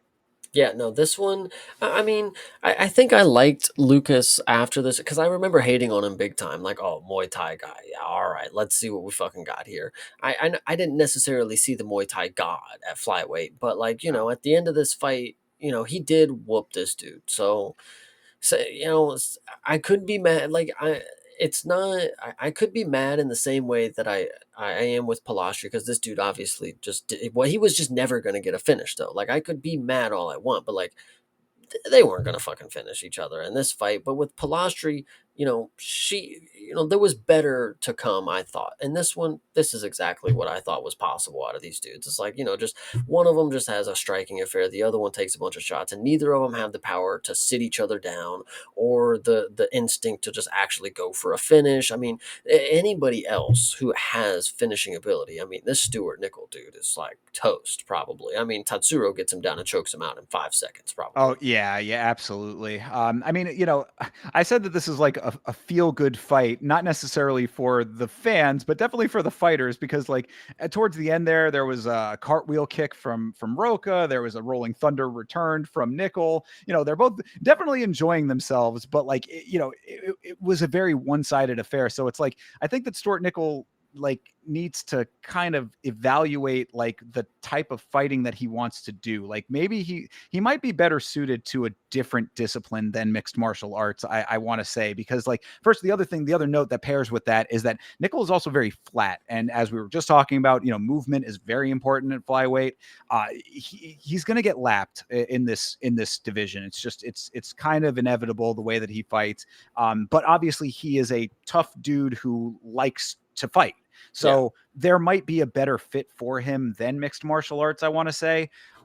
If you're trying to compete at the highest levels, there's a lot of adjustments that need to be made. And I don't know if that's going to be possible for him. Yeah, so Stuart, if you're listening right now, if you go on Google Maps right now and you click the little man icon and you drop him in the backyard of Dan Hooker, I'm pretty sure it'll give you a good observation of what you're going to be fighting in the next couple of fucking months. But And this is all on top of the fact that don't hold me to this, but there very well might be. Keep your eyes on the channel. There very well might be a little video coming out about Stuart Nickel, and I know that that sounds crazy considering what we just saw from this fight, but he's got an insane backstory that we only found out about through a very random happenstance on the watch along. So shout out to Nice. the homie Didgeridoo Dave. But Didgeridoo Dave clued me into some very interesting things about Stuart Nichols' backstory. So I won't spill all the beans here, just in case I do end up making this video. But like, it would be a lot more awesome if he was a great fighter. You know what I Yeah. mean? Yeah, I So definitely agree with that. Yeah, and for Roca, I mean, this is a performance where people are gonna look at it, and so for going to the next fight, they're gonna be like, yeah, he just beat a guy as a dog. He whooped him for 3 rounds, 30-27. He should obviously have a lot of hype for this next fight or expectations, and then he's gonna go against somebody that's probably not as hyped up. But I'm gonna go ahead and say that dude might work him over because this Roca dude, I mean, he can strike, but I see a lot of people who can strike, and it didn't make my head spin. So I'll say that. no, I agree with you entirely. I don't want to put him in the same camp as Nikolai Veretennikov because I don't want to compare anybody to that unnecessarily. But the same type of criticism applies. Do not let this fight dictate your opinion about him, because I think that, again, I said Imanol coming in, that might be a matchup. That's the exact type of person that they would match up a Contender Series guy with, either that or like a vet who's on the way out of the sport kind of thing. But like, if they wanted to go a little bit more down the line traditional, that's the exact type of fight he's going to get. And someone like Imanol is going to definitely do exactly what you just said. Yeah, 100. So percent there you have it. All right, moving on to the next one here. This was Bia Mesquita versus Irina Alekseeva. This was Bia Mesquita's debut in the UFC and Alekseeva's debut as I want to say a Vegas showgirl for a little bit, because she was dancing her way out to this cage. Like it was very entertaining to watch her so excited to march her way to a funeral. I think what's genuinely crazy is, and this is a true statement. There are people who, when I brought up Alex Siva losing this fight, in theory, they would say, "Well, she's not that bad." I would hope anybody who's listening watch the last two of Irina Alekseeva's fights, and you will probably see the furthest comparison from Ronda Rousey as there have ever been for the person who is nicknamed Russian Ronda. And it is Well, absolutely crazy. what I would say to that is that the comparison might be somewhat stronger than you're giving it credit for, but the problem is it's not the Ronda of her prime. It's Ronda if she stepped back into the cage right now. True, yeah, dude, it's genuinely bad. It might even be Ronda in her WWE run. I don't know what this is right here, but she's genuinely. I mean, she's just not UFC material. I don't care. Listen, I know Dana loves people who want to fight and they'll get their ass whooped and they'll be ready for another one. But like genuinely, there has to be a point where the skill has to be top level. Like I cannot think Irina Alekseeva could like lose in a street fight to some mom. Like there's no reason for me to think something like that. And I'm not trying to take anything away from Bia Mosquito. And I do want to jokingly say it like that because I mean I think it is aura at this point. Like that's how things become iconic. Is like you write them off. Like who's the mosquito girl? Like come on. Like she's obviously gonna come in here and what? She's gonna probably beat Alexia because she sucks, but like no way she's gonna be good. Did I think she was gonna be the BJJ female goat or whatever she calls herself? I don't know, but she's damn good. She sat on Alexieva for a round and a half. I mean, it's good enough for me, I guess. I mean, I could have the same criticism for Palastri, but I don't know anything about Mosquito. So she Well, came in and did her thing. yeah, and really, I mean, in a fight like this, I mean, sure, she got the win and she did it dominantly, but did you really learn a whole lot when it was No, Alexieva on the other side? Exactly. No, no is the answer, because yeah, no, Alexieva is not UFC caliber. That's point blank. Period. She is not of the caliber to be in this organization. We're talking about women's MMA here. Like there is I don't want to say a lower bar. That would be a very misogynistic thing to say, but there is a different expectation when it comes to the skill set of women. You can navigate women's MMA a little bit more broadly because you have a little bit more of a bandwidth to be a grapple heavy fighter. You have a little bit more of a bandwidth to to have your strikes not necessarily always matter if they have knockout power. Like the playing field is a little bit more narrow, I would say. Like, it doesn't, like, you don't have, like, what we always say, if a woman gets a finish, you keep your eye on her, especially if she gets a knockout. If you have knockout power as a female fighter, you are instantly in a different category, in my opinion. So, like, that being said, this performance was certainly good, but Alexieva is just not at that level even. It's Yeah. it's yeah, no, yeah, exactly. Yeah, that's a great point. Shout out He to made a Hydra. great point. He's been cracking me up in the chat throughout all of this, by the way. But yes, a different lower expectation, perhaps not what I'm trying to say, but basically what I'm saying. But no, the point is that, like, there are plenty of more well-rounded female fighters who might give Mosquita a better showing here, might put up a better fight. But Alexieva was the exact right level to have this type of performance against, because, like you said, first round they have a little bit of a feel out, just some distance management, and then Mosquita gets Alexieva down and keeps her there for nearly 3.5 minutes. Everything in round one was the result of one takedown. Yeah, what's also key to note, which was this should just show you how the level that we're working with Alexiva. Bia Mosquito wrapped her up in a choke with her own arm, and at one point I was genuinely questioning, like, could she actually go out from this? Like, could she genuinely go unconscious here? Because I thought, she wasn't able to fight it off. Like, she was just stuck there, and Bia was just toying around with her. But, like, could she have gone unconscious? I don't know if that's even possible, but boy, would that have really been the icing on the cake here. Oh yeah. Getting submitted by your own arm is ridiculous. Yeah, and it really was getting close to it. Yeah. So we were talking about that on the watch along. You can submit someone that way. It's kind of it's a very tough way to do it, and I don't think from the angle that she was at, because she was top down doing it, I don't think that she would have had the necessary force against, like, from the neck to the arm. But the fact that she was holding her in that position for as long as she was tells you everything that you need to know. I mean, and I said she was doing the most from the top. She had full mount. The cross face for Irina was with her own arm, pummeling her face all throughout. Now, granted, so on the watch along, Vitz King did say that Alexieva was complaining that Bia was hooking her glove. She was. Oh, she for sure was. You could see Okay. it. See, that's the thing. I didn't see it on the rewatch. I was specifically looking for it. And now, Vitz was like, yeah, you'd have to have x-ray vision at certain points to be able to see it. Okay, fair enough if that's the case. So that being said, yeah, that's probably not great. You know what I mean? Like, maybe we shouldn't be glazing that too much if she's doing an illegal move to get that. But that aside, it was still, the optics were terrible. You know what I'm saying? Yeah. So shout out to Bia. I think, at bantamweight, I mean, you can definitely tell this is a bantamweight woman. She is muscular, she is buff. I mean, she might as well, she ain't Kayla or, any other, or Amanda, but, like, she's decently ripped. So do I give her a chance against a lot of these bantamweight women's? Yes. But do I give her a chance against the American champ Kayla Harrison? Probably not.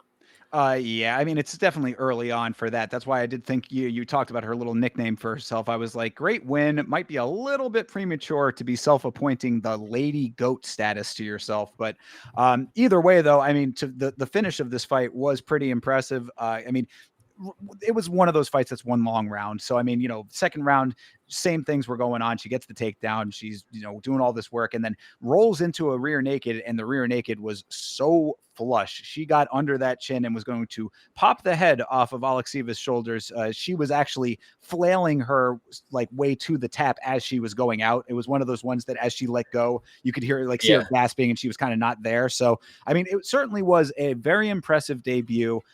As you said, I mean, I think that there's going to be plenty more. This is yet another fight, much like the last one, where you cannot get a full impression of this fighter from this performance. Alexieva is probably going to get cut. She's just, again, like I said, she's not the UFC's caliber. It's just, it is what it is. No disrespect to her, but her skill set is lacking. We need to see Mosquita up against somebody who can match wits with her when it comes to the grappling. And if she can do that a little bit higher up in the division, then maybe there's a bigger ceiling. But for now, just be cautious about betting on her going forward until you see more out of her. So, Alex Siva, if you are listening, I want you to do me a favor and keep in touch because I have been reaching out to multiple promotions, KSW being one of them. We're going to get your name in there, girl. We're going to get you going in the KSW rankings because I think there is a place for you in MMA, just not the UFC. All right. Well, there you go. Chase taking on the management role as well as commentator. I can appreciate this. Yeah, I mean, Bass Rutten had a lot of different things that he was able to do, so I think I'm just following in the footsteps of the goat. All right. Well, then just do me a favor and keep your shirt on. Okay. All Oh, right. I'll change it, of course. Right. Yeah. Yeah. Just behind a curtain of some sort.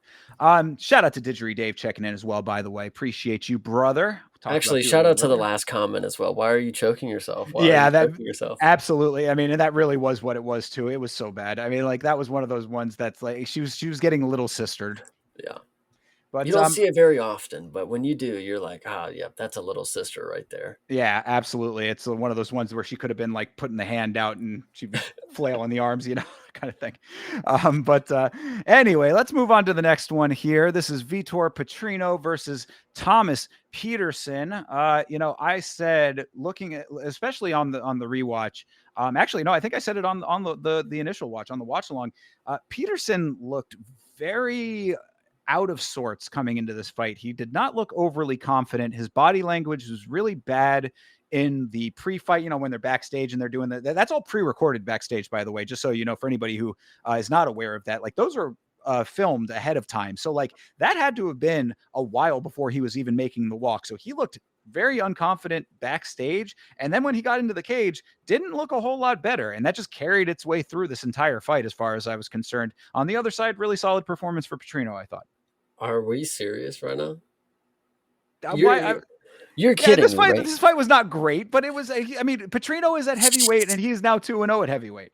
Dude, solid performance from Petrino. You're watching a dude who performed at light heavyweight give you one solid round at heavyweight, Well, and then I mean, like, I don't know, like, doesn't that sound crazy to you? Like, you could watch Surreal Gone. Like, this dude is Surreal Gone, basically. He got down to 205, Surreal Gone from Brazil, basically. You could watch Surreal Gone strike for 5 rounds, and it's magic. Petrino throws punches for 20 seconds at heavyweight, and apparently he's never worked out in his life. He's never got on the treadmill. Like, he even said in this post-fight speech, like, I know my cardio didn't hold up. It's like, dude, are you genuinely just getting fat? Like, I'm confused. Well, I mean, I think that what I liked about the performance, so let me put it in more broad context than just this fight specifically. What I liked is that Peterson is a wrestler, Petrino also a wrestler, and there was a good amount of wrestling in this fight. So, I mean, what I'm seeing out of Petrino now moving up to heavyweight is actually a somewhat formidable wrestler in that division, which is lacking ground game. So, I mean, yes, was this a crazy, amazing fight? No, but I like the fact that we have a somewhat skilled wrestler who has knockout power. I mean, obviously if he was that gassed and still able to pull off the insta knockout in the beginning of the third round, there is power in his hands. I think overall there were good things to take away from the performance. I don't know if I actually would agree with that statement either. I've seen him knock people out before. I mean, that's fine. Didn't he knock out Austin Lane But or you something? haven't seen it at heavyweight though. I'm Did he no, get a knockout in his... no, he subbed him. I think you're right, but like I didn't not expect. No, he's no, he subbed him. Yeah. I didn't not expect him to, like, I don't know. This dude, it's not surprising that big muscle guy punched fat guy and knocked him out. Like it surprised me that the muscle guy, apparently just has no cardio at all, and neither does the fat guy. You would think at heavyweight by now we would have people come prepared to fight 3 rounds, because we get to the third round and you're clawing your fucking eyes out of the performance like this. The only reason you're saying is a decent performance is because Peterson apparently just fucking fell like a Lego block or something. Like, this dude just died in 26 seconds in the third quarter or third round, whatever you want to say. And I don't know, Petrino, Okay, he gets a sub, he gets a knockout. I'm being harsh, but like I think again there was just the little things, and this is me nitpicking. If he just wouldn't have looked like a fucking slob for 2 rounds up until they finish, I would be saying something different. If he would have just walked in the first 26 seconds when he was fresh, boom, knocks him out. Well, you gotta wait till the third round for. All you did was throw a fucking hook that he just walked into. I mean, he probably would have did that in the first round. So I don't know. I mean, I was going scanning the notes, and then I didn't even realize, but I had the note to counter this. I basically already said it, but the note word for word says people were saying this fight sucked until the finish. I didn't hate it. Second win at heavyweight for Petrino, showcasing his wrestling abilities. Can he fare well against the even bigger guys? And so, I mean, I think that I really that's big. More of what I'm taking away. The other note that goes to this too is that this was less of a competition and more of a skills display for Petrino when it came to the wrestling, because Peterson just looked outmatched in this and there was no reason for it. That's the other problem. I mean, again, this is a take two to tango situation here as far as I'm concerned. Peterson looked sluggish. He looked timid in this one, and his body language was terrible coming out of round two. He just looked deflated, as I had said that he kind of had he gave the impression of going into the fight itself. So I mean, like, should Petrino have done better earlier? Yes, I will give you that. I do agree with that. This could have been one of those, early knockouts that we see all the time at heavyweight. We would not have had to sit through all of the wrestling exchanges. But I thought that overall there was enough decent stuff happening in here for heavyweight. You always have to know heavyweight is its own sort of animal in this sport.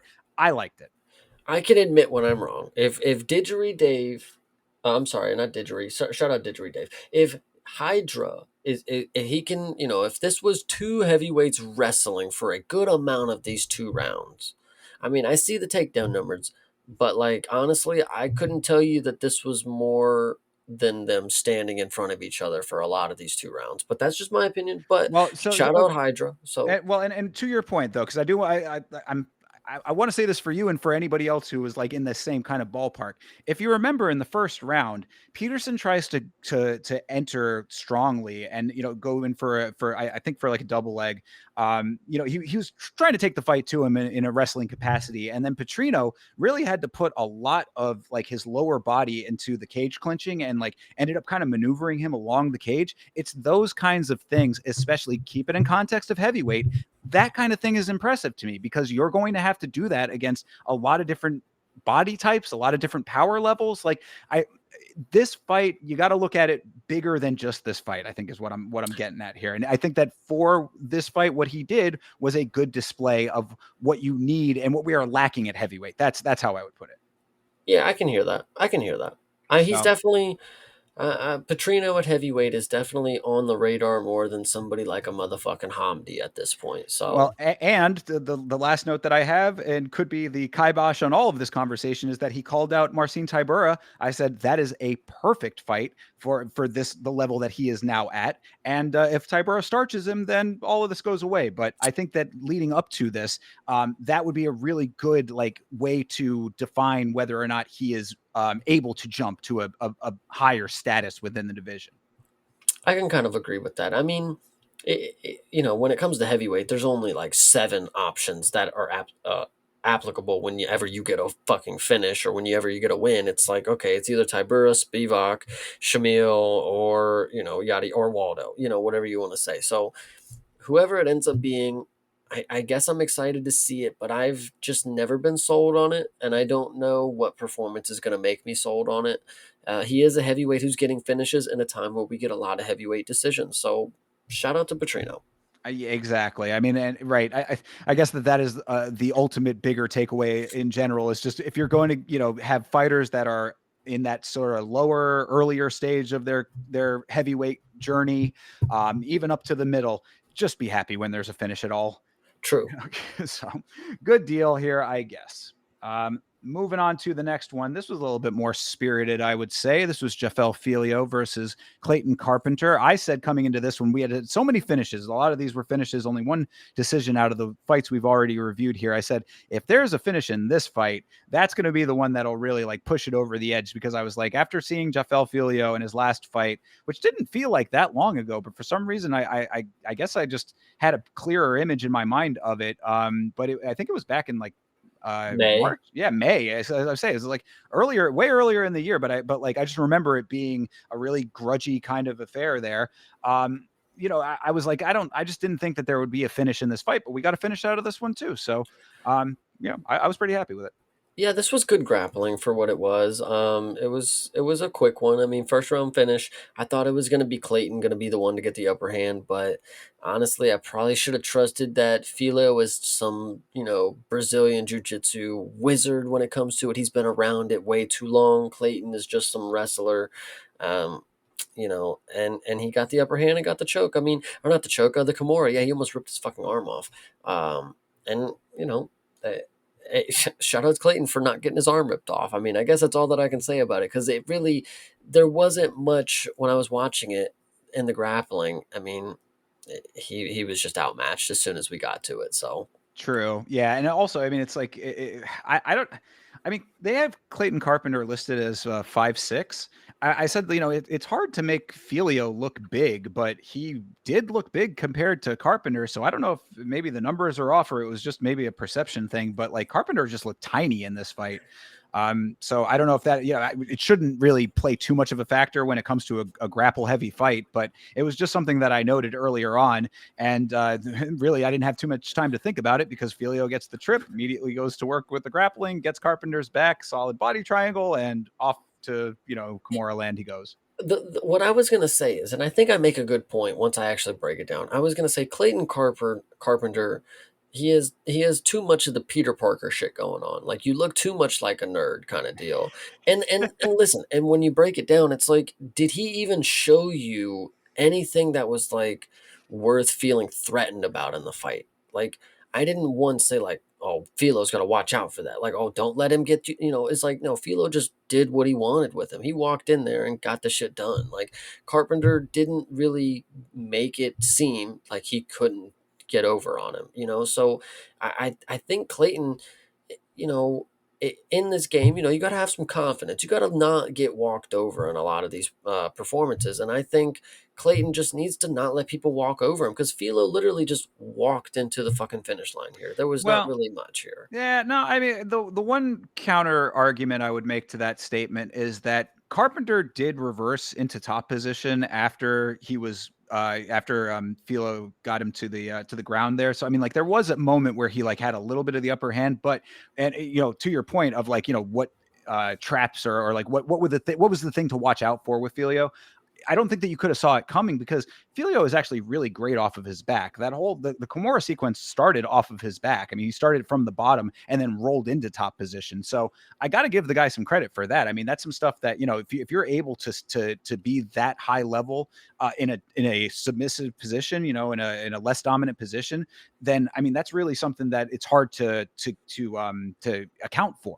So I mean, granted, you should be able to. I mean, you should know, if this thing is happening, this could be what will happen, kind of thing. But Carpenter didn't have that instinct, and Filio just really did. He had the right thing, right mindset working for him. So high level work for Filio, and then comes out the hotel room Bible, as you always Yep. see. Absolutely. Yeah, no, that's actually hilarious. The way that you the hotel Bible was pretty funny. No, he's a cool dude. I mean, the preacher he got another finish. I love to see it. Yeah, yeah, and it was a fine, like you said, first rounder. So nice, He easy, didn't quick, he, and he didn't fucking roll around with him for 3 other rounds and then finally do it. So I'm there you proud. go. Exactly. So there's your sense of urgency. Like I said, this card has a little bit of everything, and we're really just getting into it. So, Yeah. yeah, good deal. All right, next one up was another good deal here. This was Lucas Almeida versus Michael Aswell.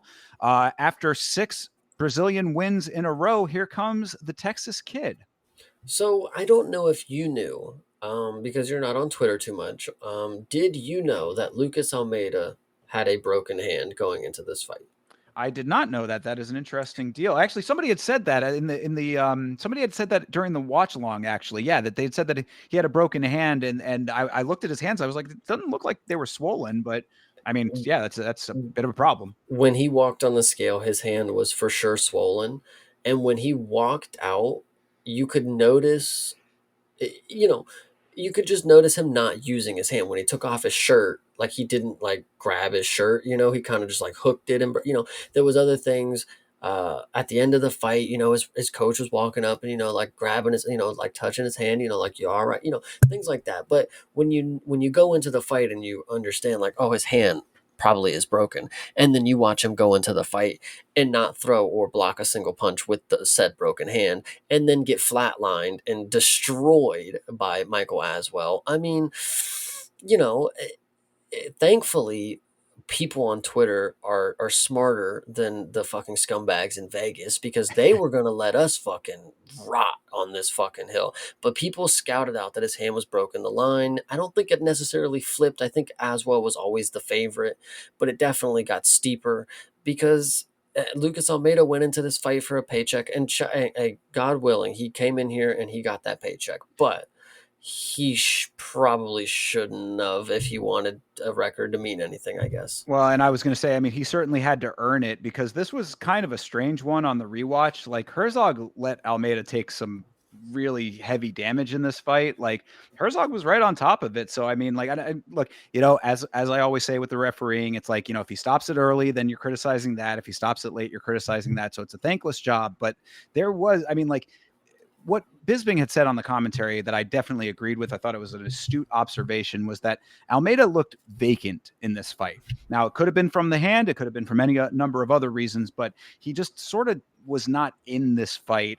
And then after getting rocked, it was a foregone conclusion. But it was really kind of hard to watch the finish of it, towards the end, because Herzog is right on top of him, fight back, fight back, fight back. And it just keeps going with that. It's like, bro, just stop it already, man. He's Yeah. not fighting back. So it was a crazy one. I also did note that as well, did end up whiffing a lot of shots leading up to the finish. It kind of reminded me of that one guy on the Contender series that you had pointed out a couple weeks back, that like he threw those 3 punches, none of which landed, and then still Yeah. ended up getting the knockout.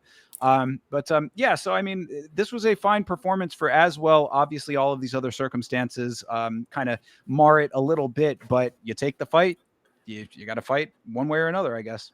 I want to give a big shout out to the Mank in the chat, because he Absolutely. got to experience the last sighting of Michael Aswell before Dana White fires him for spoiling the big news that his best friend Josh Van is fighting on the card on December 6th or whatever it is. And I want to be there too, buddy. So, Yeah, that is kind of funny, isn't it? I mean, I guess Dana had to come out and do an announcement today, didn't he? yeah. So, Yeah, that isn't. I didn't even put two and two together on that, because we all knew that Josh Van was getting the shot. So like, I don't think that was not news, of course. But yeah, the actual announcement did. He pulled an Ariel Helwani on that one. Back at well, the I think I 200. respect it a lot. I think it's actually really, really funny for him to do that. Fun fact: I mean, who knew that him and Josh Van were boys? Now I'm on notice. Michael Aswell, Josh Van, peas in a pod. I don't There know. you go. Best friends, I believe that they had said. So Nice. that's, good stuff there. Um, the only other real note that I had from this, well, two of them. I guess one is that we still have no answers as to whether or not Aswell's chin is really as good as we think that it may or may not be, because the striking from him was wild at times. It got the job done in the end, but it was a real long runway that he ended up getting, and Almeida didn't really put too much back on it. So there's still questions there. And then the other note that I had is just a general note, and I hate to say this. We have Rafayuski. He's not in the chat right now, but he is from Brazil. He is the homie. He is a genuinely cool dude, and I really appreciate that guy. But man, the Brazilian crowd, I'm not talking about Brazilians individually, but the Brazilian crowd is just such a joyless crowd. Their nationalism is ridiculous. This was a great power display here. Granted, we know the circumstances, but you take away a knockout, and they could not enjoy it because it was a Brazilian on the losing end. And I'm like, dude, can you not just like enjoy fighting for the sake of fighting? Does it always have to be down the line? If it's Brazil, I'm for it. If it's not Brazil, I'm against it. Like, it's just in the United States, plenty of places. England is a great example of this. English fighters in there, they'll be politely clapping at the very least when one of their guys loses. It's like Brazil is just way too fierce with the nationalism, and it kind of puts a damper on things at times, because like the crowd was just dead silent for any time that a Brazilian lost. Yeah, I think that's pretty fun. I think that just I wouldn't want every crowd to be the same. I would want the distinctive, differences. Like when you listen, Brazil, you better get fucking quiet when Michael Aswell walks in that goddamn building next time. I'll tell you that. So Yeah, I guess. I mean, I can hear what you're saying with that, but you know what I would say is a better version of it is France. France has a great crowd that is very loud. They are very responsive, and I think very respectful in the end.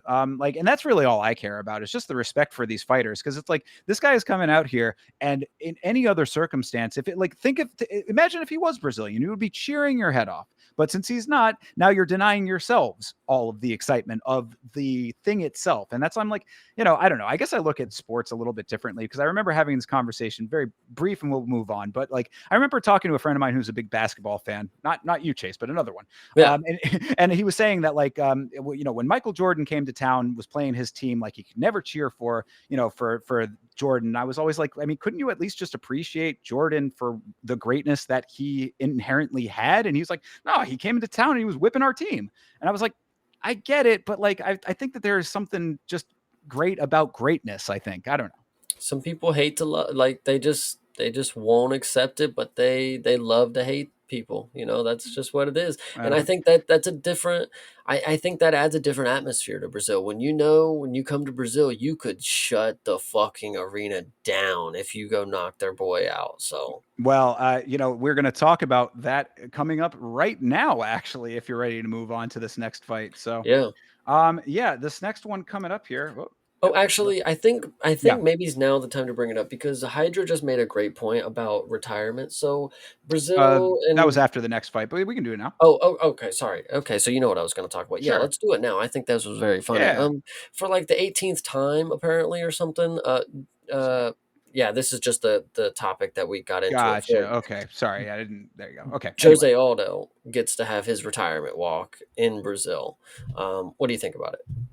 I thought that it was nice that he finally got it after having basically been retired for so long. That the last fight that he was in was, his retirement fight was a while ago. I mean, that was up in Canada, and we're going back to Canada now next week. So that just shows you how long it's been between those two. I did think that it was a little bit funny that they still did not give him a video package. I thought that they certainly could have done that. Yeah, I mean, yeah, Jose Aldo, one of the all-time greats of the sport. They give him a little moment in the cage to kind of just go in there, lay the gloves down, stand there with his wife and kid for a while, soak it in, get cheered by the crowd. But so I thought it was okay, I guess. Yeah, I thought it was also okay. I mean, it was confusing as hell at first. I'm like, what the hell is Jose? I mean, I get it's in Brazil, but I'm like, what's he walking out for? What's he got the gloves? I mean, it took me a minute to put two and two together because, like, the dude just, he already retired. He retired in Canada. Who cares? Like, I mean, he did his thing, whatever. He did the thing. So the fact they gave him the walk, cool. Awesome. The fact they did it after the next fight is weird. I figured they would have done it at the main card, but okay. Interesting. Well, they Uh, did it on the main card. and I think the last joke I want to make, yeah, the main card's about to start. That's what I was, Right. yeah. And I think the last thing I want to note is, yes, they did not give Jose Aldo a video package, probably because Kat Zingano has one coming out here soon for her Hall of Fame. And I don't know. That's just my opinion. Okay. I mean, fair. I think everybody is still in the same boat saying that, Jose Aldo, he did what you cannot do, which is go against the organization. We say it time and time again. He wanted to go out and try his hand at boxing. You don't come back from that. The organization does not forget when it comes to people striking out on their own. You have freedom of speech in the UFC, except if you go against the business interests of the UFC. This is very well known at this point. So Jose Aldo goes off and does his own thing. You get what you get when you come back. I think Dana, when it comes to things like that, I think Dana has a good understanding of how quickly like mixed martial arts careers are. Because if you look at when we talk about TKO, look at the partner brand, look at WWE. When they come to, their partnerships and, they disband and they go to a different promotion and then they come back, 10, 15 years later, it's because they have 10, 15 years down the line to reconcile and, time passes and heals. Dana White knows you got 5, 7 years on the line. I'll just move on. There'll be another fighter. There's more of you out there because you're not going to be. Not everybody's that guy who's going to fight for 15 years and be a superstar. Whatever the case may be. That's literally unlikely in all scenarios. Dana probably just knows that, and he's okay with you guys walking, and I'll just never really give a shit if you come back or not.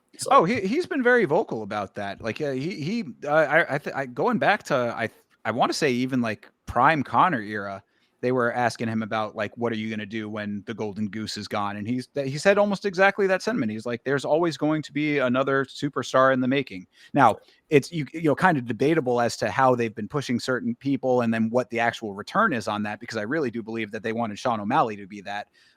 You know that didn't end up working out, of course, but you know that absolutely is the case. Look, this sport has such a small window of time that you can be a superstar in it that it's almost inherent to the sport that has to be the nature of it. So you know strike out on your own at your own peril, because this is what you get. And a lot of people, it makes more sense if you're going to go that route to just leave altogether. Don't even think about coming back. We saw that with Jose Aldo, and we definitely saw that with Henry Cejudo.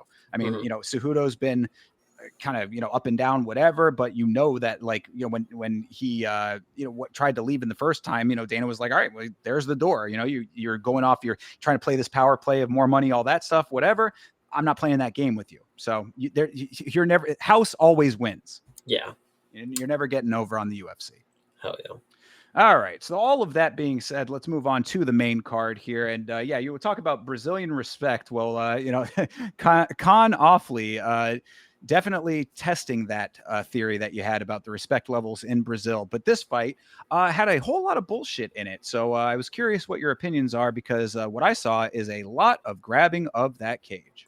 I didn't necessarily pick up on. I mean, whether it happened or not, who gives a shit at the end of the day? I mean, Con Ofley, what stuck out to me is this Ricardo Ramos is looked upon as some BJJ expert in Brazil. When it comes to BJJ, this Ricardo Ramos is talked about like I'm supposed to fucking, this is Charles fucking 2.0.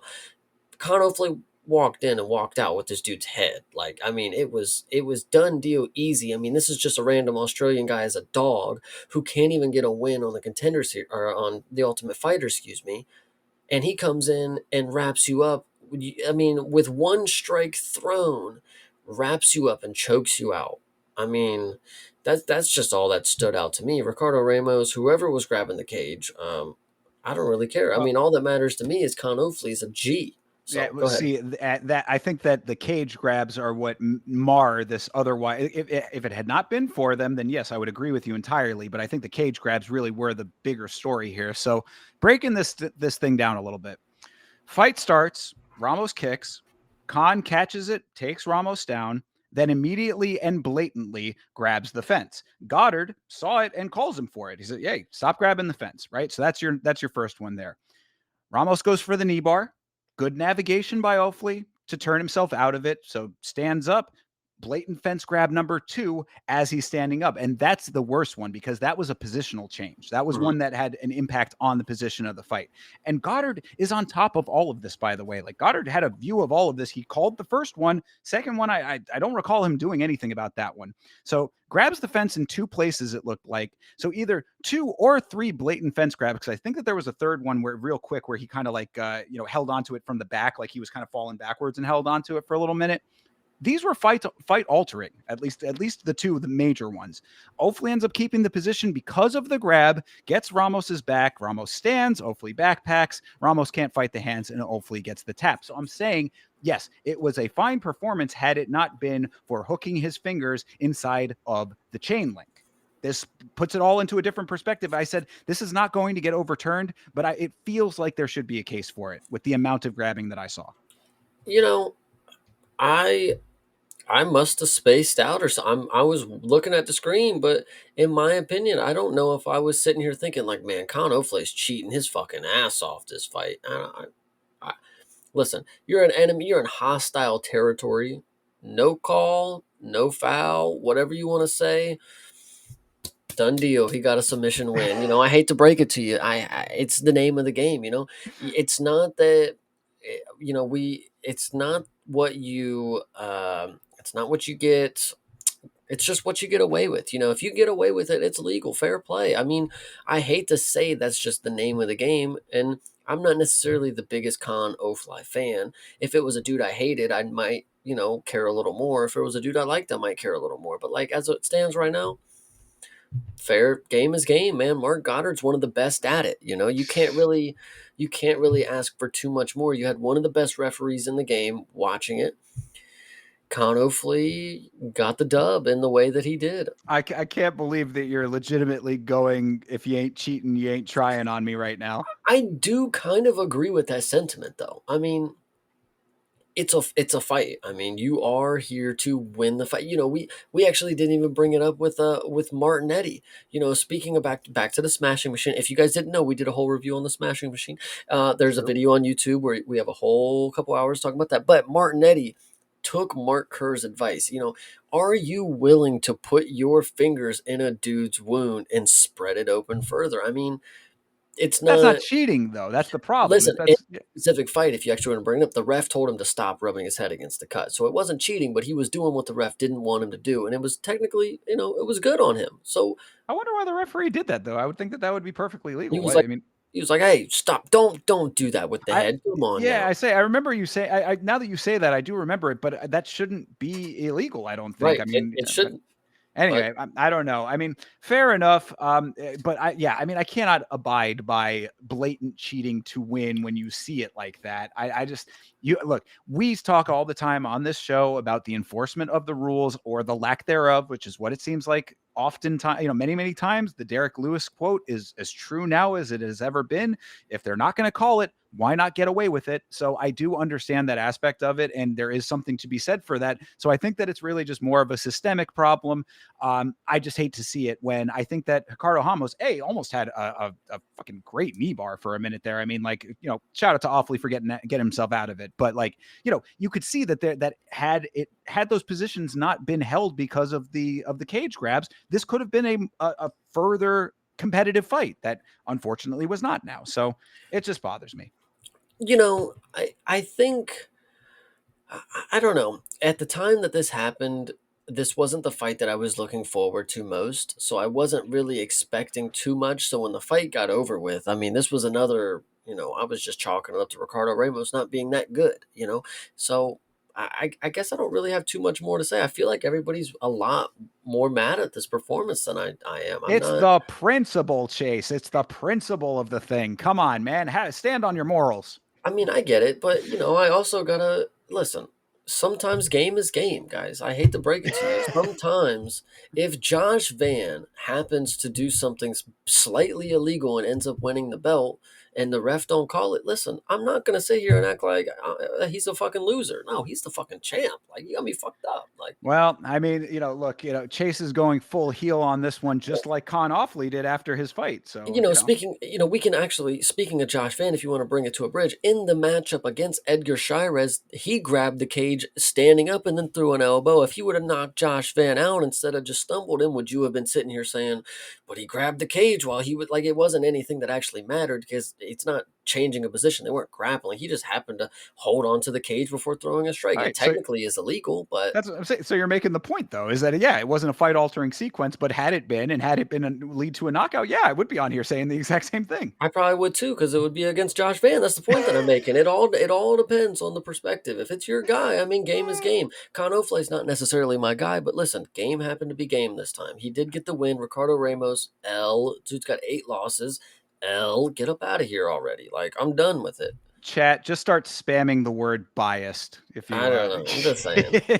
fair enough, but bringing it to the end of this thing, Awfully, however you want to look at what he did in the fight, he did end up getting the submission thereafter, and then goes, like I said, went full heel on the microphone, leaning into the heel status by telling the Brazilian crowd to shut up while he's talking. So I was like, okay, this dude is A, got some balls, and B, he's asking for a visit from the motorcycle guys. Speaking of that, I think it's so Myron Santos, the guy who obviously knocked out Conor O'Flay in the finals of The Ultimate Fighter, he commented on this portion. And it was pretty cringe, I thought.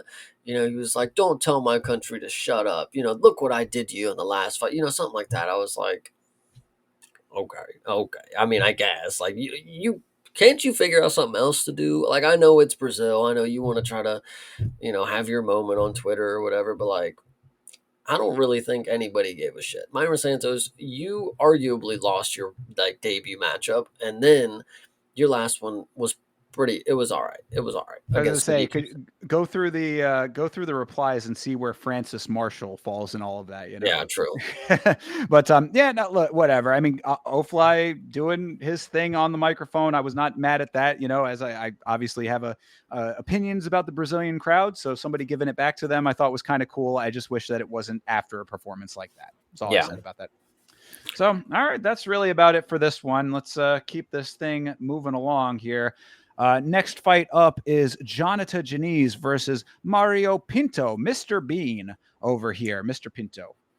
Yeah, this fight hilarious because we truly found out Jonathan Deniz has never once learned Brazilian Jiu Jitsu. Being Brazilian himself, he decided to take the route of never once questioning why they lay on their backs. Like he doesn't even care. And it shows because Mario Pinto, probably one of the like I know the numbers aren't going to show what I'm saying, but he kind of is a bumbling fool when it comes to grappling. Like this dude, I mean, it is genuinely impressive that he got him down. And Jonathan is so bad at grappling that the way Pinto was able to grapple was working. It was effective, but like it genuinely had shades of like a Dricus Duplessis. Like he just put his head down and just like charge at you. I don't know. It honestly was kind of funky, but it worked. And he actually was able to get great positions. He was literally mounting up on Jonathan. Like in the first round, he gets full mount, and you're like, well, he's fucking cooked. He's not getting up. And he actually does a good job, gets out of it. Round ends. Now we're in round two. Same thing happens. Mario gets him down, and then fucking just, the 4 strikes landed for Janice. What can you even say? I mean, this is a dude who's a kickboxing champion. At this point, it was rightful for Vegas to think, give the odds to Janice. He's going to kickbox him for 3 rounds or whatever, or he's going to eventually find the shot. But like Pinto, and I told you this a while ago, we have all of our stock in Pinto. He has to be the one. There's no other heavyweight prospect as of the time that I said that we had chips in. Pinto was the one, and the fact that he was able to get a dub was awesome, and a finish was even better. But the fact that he kind of looks really goofy doing it makes me have more hope in him. I'm not gonna lie. That's just the base to win these days. Is just look like an idiot. I don't There know. you go. Yeah, taking the Dricus model and running to new heights with it, perhaps. Yeah, no. The big takeaway definitely is that between this fight and the Tybura fight, Jonathan Janice has been figured out the same way that the Tafas and Tai Tuivasa got figured out. You're getting got by getting taken down. They're not going to stand back up, and that is just what's going to be the end of you. I mean, like that in this sport, you cannot not be able to stand back up. I don't care how big you are. I don't care how much knockout power you have. This is mixed martial arts. If you are only good at taking people's heads off, you are going to fail at some level. You might be able to get away with it for a little while, but it will catch back up to you. We saw it with Tuivasa. We saw it with Tafas. We're seeing it with Janice now.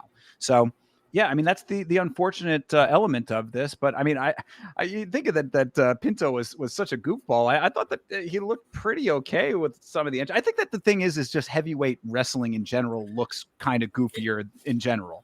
I think that might be what it is. I mean, I don't know. I think he was probably always going to look funny being like with the wrestling game plan that he had, because this is a dude who is a striker, and he does have, it's not the best striking. Again, he's not somebody that you watch and you're like, man, this guy's got it all. Like he just kind of just goes in there and fights. Like he does just have that kind of throw meaty hooks and I'm gonna run into you and take you down kind of thing. I don't know. It was fine. It was fun.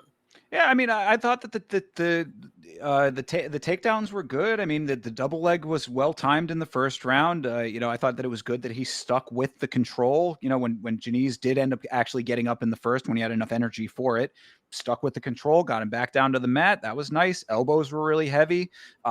Top down Kimura at one point. I mean, that's decent stuff going on. Yeah, I that thought was the actually good. I like that move. The yeah, key lock move, yeah. yes, yeah, exactly. The key lock. Yeah. And I mean, and shout out to Janice, at least in that instance, to be able to get out of that because he had to roll through for that too. So, I mean, there at least is a little bit of, a little bit more leeway that you can give him in that, but no urgency out the gate in the second round for Janice. I was like, bro, if you know that your only shot is on the feet, then you got to take the chances when you get it. Same with Kavalkiewicz, like not adjusting her game plan between rounds. It's like if you didn't get finished the way that you were talking about, if you don't have the urgency to finish in the first round, even though Pinto was certainly trending that direction more than Pilastri was, but if that's the case, then like you in your corner need to be adjusting how you come back out. And Janice just did not do that. So round two, second verse, same as the first, pretty much solid takedown, full mount. We are seeing more and more full mount lately. That Yeah. is a very unfortunate display. At the highest levels of this sport, you should not be allowing full mount. That's just a fact of life, I would say. The chat is bringing up just an extra good point. I know you probably have heard that Mario Pinto trains with Tom Aspinall. Tom Aspinall has always said he's not going to fight the guys that he trains with. So here we are once again. We have a prospect on our hands that Tom Aspinall is presumably just not going to fight if he gets to the top. So what do you think about that? Um, we'll see when we get there. I mean, that's really what I'd say about it. I mean, once if Pinto can really like do this all the way up to the top, then that'll be a bridge that we cross when we get to that. I would suspect that there might be some people a little bit higher up. I'll tell you this. If Pinto can have a performance like that or somewhere close, get a victory over Jailton Almeida, then I'll take that conversation more seriously. That's reaching a little But too that's my high. point, though. That's what I'm saying. I mean, well, you're saying that he's going to be fighting Tom Aspinall. That's the biggest reach you can reach. No, but he can avoid Jailton and get there. He can fight Waldo. He can fight Spivak. He can fight Pavlovich. He could fight Tybura. He could fight I'm talking style for Shabil. style, though. I mean, like Jailton Almeida is going to be the last test because if you can get through those other guys you just named, you can do it with power. You can't get through Jailton Almeida with power alone unless you elbow him in the side of the head like Curtis Blades.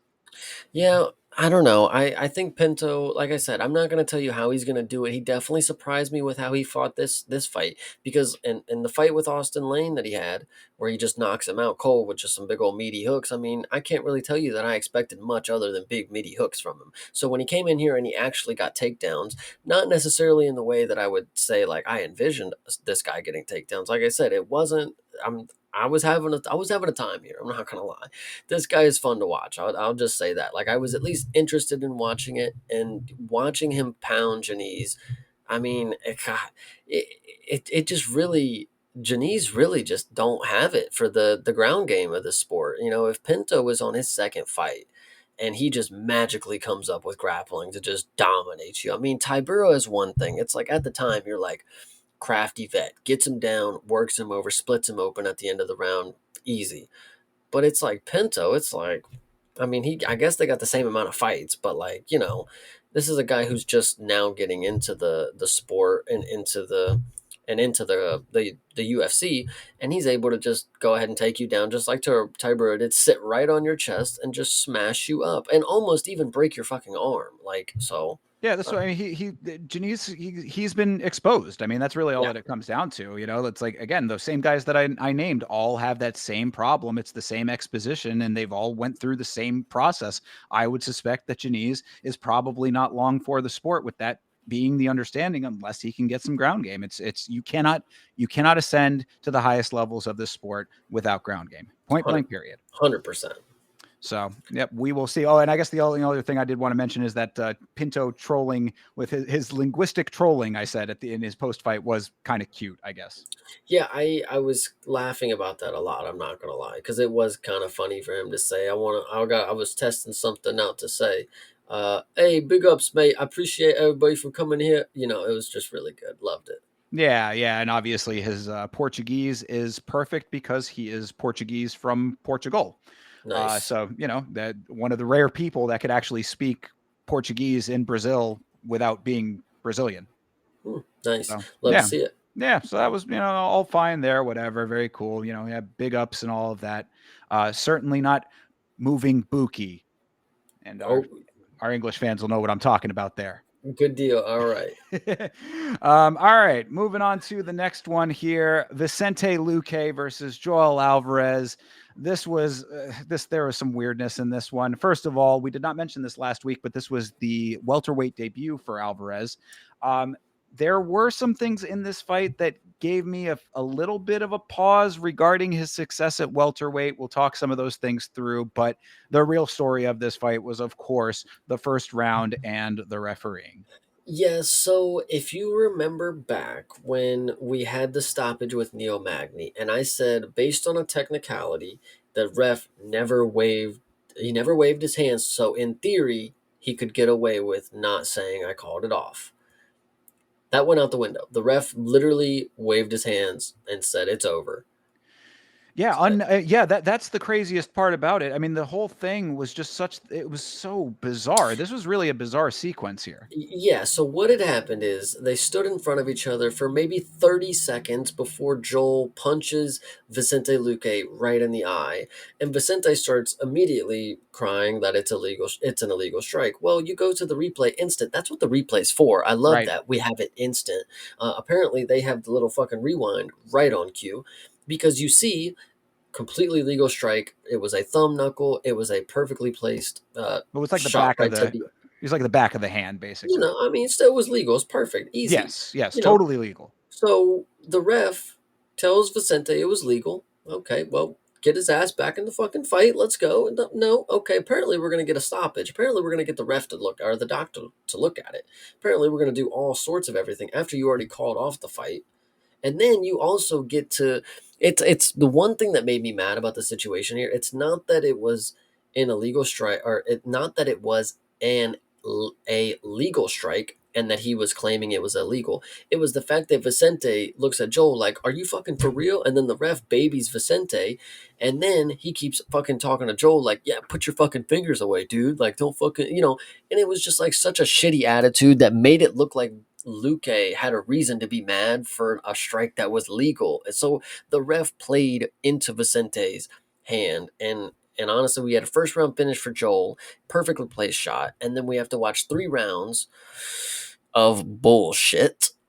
So go on about the stoppage. I'll let you continue. Yeah, no, I mean, really, just to reiterate a couple of the points. Yeah, Luque, it takes the perfectly legal shot. The ref calls time very dramatically. Like it did see. Like I mean, look, this ref, Osiris Maya is his name.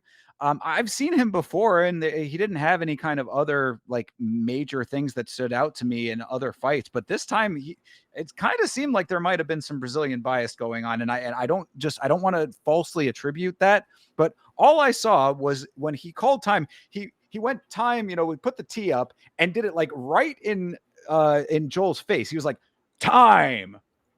It like mean mugged him. I was like, dude, I like trust that I'm not making this up. Like I noted this specifically, very dramatically. Like, and then he like kind of like dragged him off to his corner or whatever. So like I say all of that to say, yes, there it was a dramatic moment, but like also giving more time on top of the time that he was eventually going to give on top of that. So like, yeah, he pulls him over to the corner, whatever. Go to the replay. Ref calls in the doctor and comment. The thing that bothered me the most about this, though, is that at some point in there, someone audibly acknowledged that it was legal. You heard somebody. I thought it was the referee. It could have been the officiators from outside the cage. Somebody says the word legal. You hear it said on the broadcast. So somebody knew that it was a legal strike. So why is this doctor in here? What is this doctor doing in here? It's a legal strike. You start the fight back up. There's no two ways about it. This was very bizarre. And as you said, this very well, Michael Bisping was he actually him and Gooden got into a little bit of a weird kind of confrontational segment there after the start of the second round because like Bisping's like, let me finish. But he was upset. He was like saying, look, this could have ended up being a finish for Alvarez that got robbed of that. And then I mean the rest of this fight was kind of goofy. Yeah, so I actually wanted to bring that up. There was only one color commentator on this card, and it was Michael Bisping, which was Yes. interesting to see that we just had one of Two-man our guys. team. Yeah. Yeah. And so yes, I wanted to actually bring that up as well. I'm glad you brought it up. Bisping was audibly like frustrated at this situation because the dude next to him, I forget his, you just said his name. John Gooden, yeah. So he was like, "No, no, no, Bisping. They're mad because they thought it was a legal strike." And he's like, "I know, I Yes, get." John. Yeah, Yes, I get it, John. yeah, that was absolutely perfect. Like, yeah. So that was pretty funny. And then to cap off what you get for the rest of this fight is you get Joel Alvarez getting pieced up by Vicente Luque in a couple different exchanges, which is definitely a bad fucking sign. Like you have Vicente Luque who you just basically blinded, for the rest of the fight. And then you come in here the second round and he's just bombing you with hooks for a little bit. And it's like, Joel, it was cool when you kept your chin up and all you did was step backwards when you were at 55, but now you're not and you're getting bombed by Vicente Luque. Like it was pretty unreasonable for me to think that you were going to be a god up here, I guess, but I think that's out the door because what I saw you do for the third round clearly gave me insight of what you are prepared to do at welterweight, and that is fuck all. You sat on this dude's head for the last 3.5 minutes of this fight, Yeah, and not one elbow was laid to his rib yeah. cage. So whatever. Well, okay, yeah. So you kind of got both points. So, so all of that is what I kind of was alluding to at the beginning of this segment. I was saying that there are some things that gave me a little bit of a pause when it came to my, I had said Joel Alvarez is one of my favorite fighters right now. I mean, he was going in and knocking people's heads off for a while there. Didn't look the same at welterweight, I would say.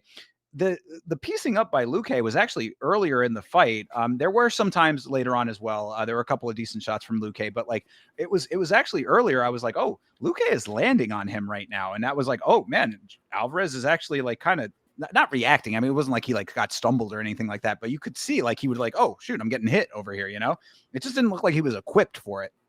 So that was that. But yeah, I mean, Luque sort of like navigated this fight a little bit poorly, like towards the middle to end of it. So like when you say, yeah, he sat on his head for 3.5 minutes, that is definitely true. And you were right. He did not do enough in that position. I mean, Bisping was talking about that too. He's not throwing elbows at all. He's just sitting on him.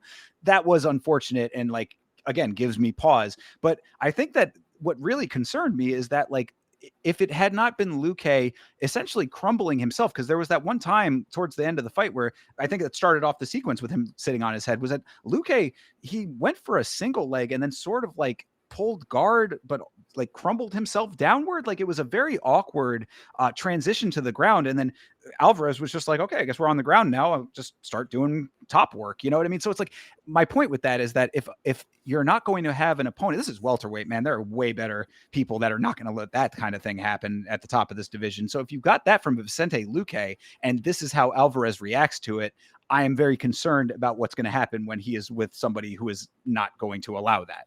It's just like I would assume that you would watch the sport. Like, so with Yoel Alvarez, right? He just watched last week's, event. He just watched Alex smash Ankalaev with elbows all up and finish him. But you have Vicente Luque underneath you cowering. And you don't think not one time should I just destroy this dude and get this fight over with? Because At least to the body, right? I mean, at least elbows to dude, the side. exactly. Like you even look at back John Silva against that Bagasarian dude. It's like as soon as he got him on the ground, he just started smashing him with the rib cage, like because he was just cowering up. It's like, where was that, Joel? Like I don't like this is a dude who finished 22 of his last like 23 wins or some shit like that. And now magically, I mean, you got a first round finish. And in theory, in my books, you finished Vicente Luque. He didn't want to get up. He didn't want to perform. But on the record books, it's like, dude, the sitting on his head actually just pisses me off so much. Like, because like, Vicente's laying there, the ref grabs his arm and he's like, no, I'm good. I'm good. It's like, dude, you're literally, you have your head being sat on right now. It's like, you're not good, obviously, but like, it's obviously not worse because the dude on top is doing nothing, like nothing but just sitting there. There was the fact that there's a technicality. It is a submission move, but like the ref needs to be able to go ahead and fucking stand that up. Nah, well, I mean, because that's the thing. I mean, that is the caveat to all of this is that he was in an inverted triangle for that time. So it's like, I mean, I kind of see it, but even still, I mean, like the fact that it's not actually doing the finishing, you want to see more. So it's like, I can't be too mad at the ref for that one. There's plenty to be mad at the ref for in this fight. So, whatever with that. But that's not the issue to me. It's the inactivity with the elbows for sure. Like this might be one of those rare cases where moving up does not transition. I hate to say that because I really do think that Alvarez was a killer at the lower weight, but this fight gives me a lot of reservations about someone who I was very high on. Yeah, I mean, we got to remember at the end of the day, this is a grapple guy. Like I'm pretty sure he's got 15 submissions or whatever it is. 17 submissions, never been submitted, only 5 knockouts. So he's not necessarily the killer on the feet that we probably should expect him to be at welterweight because he never was at lightweight. So the fact that he didn't understand that he wasn't going to get that inverted triangle or whatever, and he just left it there is like, where'd the killer go? 17 times before did that inverted triangle not work, probably, and you moved on to something else that worked. Whatever you want to say. This was the case where I don't like, Hydra said it a minute ago, maybe he just felt really bad. I mean, in Brazil, he already basically finished him in the first round, and now he's fucking pity party. The refs got to come, the doctor's got to come in and check on him, and now this is a dude that had a brain bleed. He's in front of his family, maybe I don't know, but like, is that the type of shit that I want to hear from a guy that Yeah, I want to be betting on? No, probably not. that's what I was going to say. I mean, all of that goes out the window when you are in a fist fight at the highest levels of this professional fighting organization. So all of that should be a moot point. Yeah, this was concerning, to be perfectly frank. I said, I like Joel Alvarez, granted he got the win, so good deal there. But like I would, for the longest time, I would have said that is your surest lock of any card. I don't care who he's fighting. That says he's going to be your lock. I had very high hopes going forward. Welterweight, we're going to have to see if maybe he adjusts. Maybe he's just feeling out the weight. Maybe there's a level of growth that he will encounter within the new weight, perhaps, now that he's actually felt the power, which is crazy to say when it's coming from Vicente Luque. But it remains to be seen. And that performance definitely gives me a little bit of concern. Yeah, 100%. All right. Well, moving on to the co-main event of the evening. It was Davison Figueiredo versus Montel Jackson. Wow, did Montel Jackson go out there and play the role of a living statue for a lot of this fight? I mean, honestly, not much to talk about in this fight. I It's think true. what is the only thing that I want to talk about is that one of the judges actually said Montel Jackson won this fight. And that's pretty impressive. Like, how could you be watching what I saw? One, watching nothing happen. These were two dudes that genuinely just didn't have anything. Like Figgy was walking forward, but Montel wasn't able to. I don't know. This dude just doesn't know how to throw a fucking punch. Apparently, they talked about how this dude's, his reach. He's got 75-inch reach. That's this, it's longer than Sean O'Malley. Sean O'Malley knows how to throw a fucking punch. At least he can keep people on the outside of his kicks and his jab. Montel Jackson apparently gets Figueiredo and can't do shit. And what's funny is Figueiredo got hit a couple times and felt the power and like, readjusted and, switched stances and, came from a different angle. But Montel never once trusted his ability to strike. And Figgy, it's not even like he was just going to town with him. Like, dude, he landed 23 strikes. This is genuinely the most washed champ that we have in like and listen, I love Figgy. I really do. He's a champ. He was a champ. I don't like the disrespect, especially at 270. I would have told you to take this money right here. But the fact that I just saw him throw 23 strikes in a winning performance and he didn't, dominate him in the grappling. He didn't even get a sub attempt off, never even once did, whatever you want to say, that is the classification of a washed champion. Like I've seen him go to war with Moreno 4 times or whatever the fuck it is. Yeah. 23 strikes against Montel Jackson is ridiculous. Yeah, I said that I don't think that there was a single instance in this fight, maybe aside from the very first striking attempt, that Jackson was ever first to the draw. If his game was to counter, he didn't do it nearly enough. He was out there taking pictures, as DC would say. I mean, it was all of that. I mean, Figueiredo very early on did a nice job of evading the early combo attempt. That was the one that I was talking about where he was first. He got under the shot, turned it into a trip takedown. All very good there. I mean, Jackson defended well. I that was on the watch along the big takeaway for me. It was like he's doing good defensive work, but then when he is in a position where he was able to have offensive control, he just waits and doesn't do anything. I mean, like it was like he was, you know, that look when like you see a guy like doing the math in their mind, like I'm going to do this and then this is going to happen and this is going to happen and then I'll get the shot. Like they're like setting it up in their mind.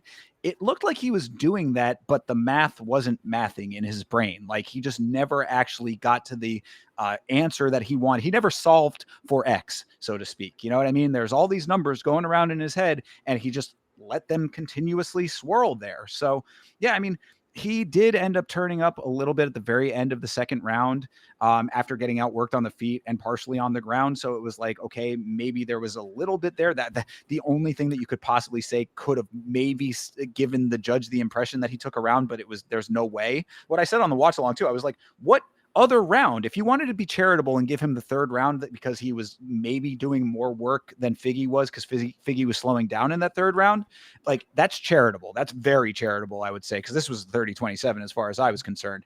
But you know, so if you're going to say that that's the one round that you could possibly have like a latch on to, which of those other two rounds could possibly have been it? I actually think Hydra said something really good here. He got taken down one time. He went first, and then got scared, and then tried to counter 23 shots. So that explains why he couldn't fucking strike at all, because he did try to counter every one of the 23 that were coming back at him. You know, Yeah. hilarious.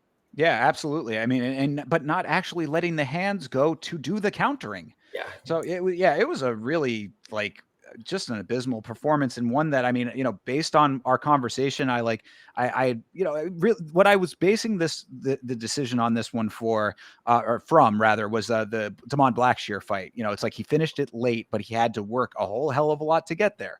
This I'm really glad that that was the basis for this, because not being able to set it up the way that you wanted with that is what Figueiredo was able to still do, even if he is washed or whatever. He still was able to navigate smartly enough to not get himself into a position to be knocked out, which is all that he had to do. And this is the result of that. So worked fine in the long run, even with the split decision, which is absolute nonsense. But take the money and run, I suppose. yeah, 100%. So yeah, I mean, Figueiredo talking about wanting to fight for a belt, I'm like, got Marab would throw you all over the place for five. Figueiredo would be the exact sacrificial lamb as every other Marab opponent would be. Yeah, So 100%. all right, and that brings us to our main event of the evening. This is Charles Oliveira versus Mateusz Gamrot. 2 weeks notice for Gamrot, of course, replacing Rafael Fiziev in this fight. What did you think of Mateusz Gamrot? I thought this was well, what did I think about Mateusz Gamrot? Well, the first time that he got finished was in Rio against Sir Charles de Bronx Oliveira. But the funniest thing that I thought that happened was that Gamrot ran out of the tunnel, and I don't know if you saw, he thought it was a straight shot to the cage, so he just ran straight into the crowd, which was pretty funny. You're always talking about how I'm not on Twitter very much. This was one time that midstream I had to jump on Twitter to say, "What the hell were you thinking, bro?" It was very funny to me as well, the way that it all worked out, because it's not like the camera started with him running. You saw him walking, and then all of a sudden bolt, and there was a guy with some cabling that was sitting, the cable page they call those guys, the guys that hold the cable to make sure that people don't trip on him. You saw this guy like get scared for his life as Gamrot just went shooting past him and then almost going face first into the barricade. What a Yeah, dunce. yeah, that was pretty funny, and it makes it even funnier that he was rushing out to the cage to get finished this fucking quick. I Get it mean, over with. That's what it seems like. I mean, for somebody who's never been finished in his career, Charles Oliveira is one of the most electrifying and the most efficient finishers that we do have in the promotion of all time. But Gamrot, I mean, uh, I think he was just a little too overzealous. I think he was too confident that he was going to walk in and walk out of here. But and honestly, Charles is he's crafty when it. I know listen. I can't tell you guys something that you don't already know. Charles Oliveira is crafty off his back. He can make things happen. He can get you into traps, and he can make you. I mean, he can just distract you with his legs. Then, dude, this is so funny. Gamrot had Charles' leg, and he was just like doing this move with it, and like Charles was just doing shit, and he had him in the omoplata. He was doing just anything. And then by the end of it, he gets your back and then he chokes you out. Charles is just, again, not somebody you want to grapple with. I think Gamrot had the game plan that my wrestling is just going to overpower his grappling. And he walked in and walked out with an easy loss. I mean, I don't think. Listen, it's short notice, I get it, but like for somebody who's never been finished in their career, this is not something you take lightly. Like I do believe he had the utmost confidence. Like I split decision with Armin over 5 rounds. Charles Oliveira lost to Armin. Like I got this. I don't know if he really expected to get finished, and that's unfortunate for him because he really just took a fucking. It's not a bad loss because losing to Charles, getting finished by Charles, okay, 15, 17 other people had let that happen to him, whatever you want to say. But Gamrot, at this point in your career, taking that loss, like you now you're gonna have to come back and win two more convincing, like to get your opportunity. So I don't know. Yeah, I mean, if that, like, this might not have been the worst loss, but it was certainly a dominated loss. It was a dominant win for Charles here because this was just a really masterful grappling display throughout all of this fight. And I was kind of perplexed because in the chat on the watch along, a whole bunch of people were saying, "Oh, Gamrot by sub. Gamrot's going to sub your boy." Blah. And I was like, what I had said, I think I said it on the podcast. I was like, if Gamrot's winning this fight, it is by boring clinch decision. Like there is no way that he's going to outclass Charles when it comes to grappling. Surely that can't happen. And this is what you get out of trying to get overzealous with Charlie Olives when he is dead set on taking your neck. Like Yeah. I also had said that Charles may not have changed his name to the Predator, but he certainly was one in this fight. He was hunting Gamrot at every turn. Like, I mean, like you were saying, it was just doing anything. It's like do whatever. Like you brought up the omoplata. Like it was like the interesting element of it was that it was like an odd, like there was a little too much distance in it, so it wasn't like your like firm omoplata. But the fact that he was close enough to an omoplata actually working at this level of the sport is insane to think about. When was the last time you saw an omoplata finish? I Yeah, guarantee you can't tell me, right. So Yeah, I mean, yeah. it's good for Charles. I'd love to see him back in the win column, especially getting a finish against somebody who's never been finished. I mean, Charles is one of, again, premier finishers in the organization for a reason. I mean, the fact that he was going up against Fazeev, uh, I honestly was a little worried from the power of him being knocked out, but Charles is cool, man. Fuck it. He's good. Who cares? That I am glad you said it exactly like that. That because I was talking to Bloomis a little bit about this fight. Shout out to our good buddy Bloomis, who is a big Oliveira fan, and he said, "How can you not love Charlie Olives?" And what I would say to this, and this is the nuanced take of the whole thing for me, is that I got a lot of love and respect for Charlie Olives. I think he is one of the greats of the sport, but I just put him in this class of fighter that can win fights, but like it just there's that little like switch that just doesn't get him to the like to be able to beat the top of the sport at this point. At this point, he already achieved it. You know what I'm saying? He felt the belt. He wore that belt. The champ has a name. We all remember it. So like, I it's like, yeah, I do like I come away from this victory with that feeling. Can he still win fights? Sure. We now know that for sure. And that was what I was skeptical of because I had already said I thought that I got that feeling he was on the backslide. So maybe I'm wrong about that part of it. But will he ever be champ again? I highly doubt it. And I just have this like kind of meh feeling about it. I just have this sort of like, the takeaway from this is like, yeah, I'm really glad that Charlie got a nice win in front of the Brazilian crowd, doing it in front of the home country. He's super respectful. I like him as a person. As a potential champion going forward, I just sort of am indifferent when it comes to Charles because I just don't think that he's going to be able to re-achieve it. I also don't think I'm going to see the belt for Charles in the near future, but he can go ahead and continue to have these electrifying fights. If he wants to continue having fights in Rio, he's undefeated, so give him whoever in Rio and let's see if he can defy the odds. I mean, he wants to headline a card with Alex Bejeda. That would be pretty cool. BMF belt against Max. I mean, hey, listen, that does sound pretty cool. But as of right now, I don't care, man. Charles Oliveira is back. I mean, we've reset the timeline, everybody. Yeah, I mean, it is cool that he was able to get a good victory after the knockout from Ilya. And Hydra making a good point here, saying that Ilya, people who think that Ilya has been fighting washed opponents, that's certainly been proven wrong time and time again here. And in fact, I think I saw the stat that every opponent that Ilya has faced has won their next fight. Every high level opponent that Ilya has gone up against as champion has won on their comeback. So these are all fighters of a great caliber. It's proving Ilya to be one of the scariest fighters in the world right now. Ilya went to 5 rounds that Yusuf Zalal disposed of in 30 seconds. So Well, all right. I mean, so there you go. Yusuf Zalal next up. You heard it here first from Chase. the rematch is coming. But yeah, I mean, that's pretty much all that I feel about this fight, though. It was definitely a dominant performance. It was really high level grappling, which that Oliveira has. So take that away and feel good about a good guy getting a win. I definitely don't take that for granted. I like to see good people win. But that's really what the extent of it is for me. All right, we got to talk about the highlight. Charles Oliveira lifts baby above his head. What do we think of it? Nah, Zizenya, Lion King.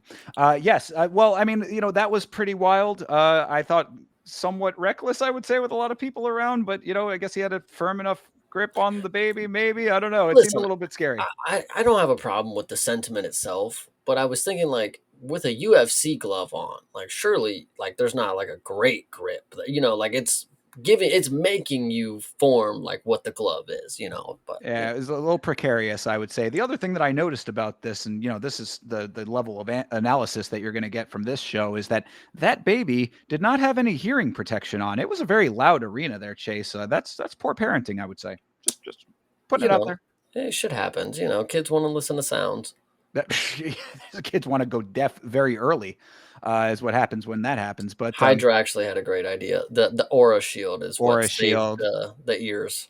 I like it. I like it. Yes, very true. But yeah, I mean, I thought it was a nice moment. The Brazilian crowd just loving Charles Oliveira. Obviously, as you knew that was going to be the case, but God, he jumps out into that sea of people, and it's just like, I mean, homecoming, return to the king. You know what I'm saying? So Yeah. that was certainly very cool. Baby needs a little bit more, a little bit more sheltering, I would say, but still a funny one. And you got a nice meme out of it with Charles doing that and Simba and Rafiki. So, Well, the better one is him holding up Gamrot. okay. Gotta love it. Yeah, he was holding that baby like, a waitress carrying a tray of drinks out to the VIP section. True. So, Yeah. yeah, that's about it for me, though. I mean, like you said, he called out Max Holloway. I think that's fine if they want to do it. Max accepted the call out. We'll see if the organization wants to do it. That's about all I felt about this fight.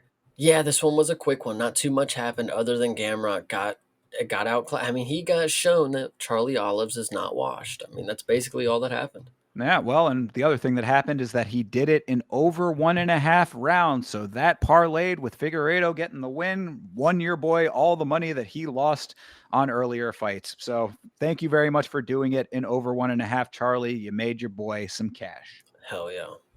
So that brings us to the end of UFC Fight Night, Oliveira versus Gamrot. Chase, after talking it through, what are your final thoughts? It was okay. I mean, it was one to go through. I think you guys have better opinions about what you witnessed than I do about some of these fighters. Some of them I'm looking forward to next time. Some of them I am not. But I will tell you, I will be watching all of their next performances if they end up being in the UFC. All right. Well, fair enough. I thought it was pretty good on the prelims. As I said, there was some goofy stuff going on when it came to, the refereeing, a little bit of judging goofiness, and some really good finishes, in general. So, I mean, I was very happy about the finish rate on this card. I can kind of see after talking it through where, you might have wanted a little bit more out of certain fights, but overall, I was pretty satisfied with this. It's certainly a serviceable fight night, I would say. 100%.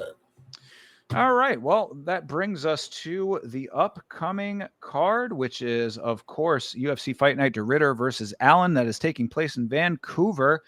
What do you think about this, considering that this was supposed to be Rainier De Ritter versus Fluffy Hernandez?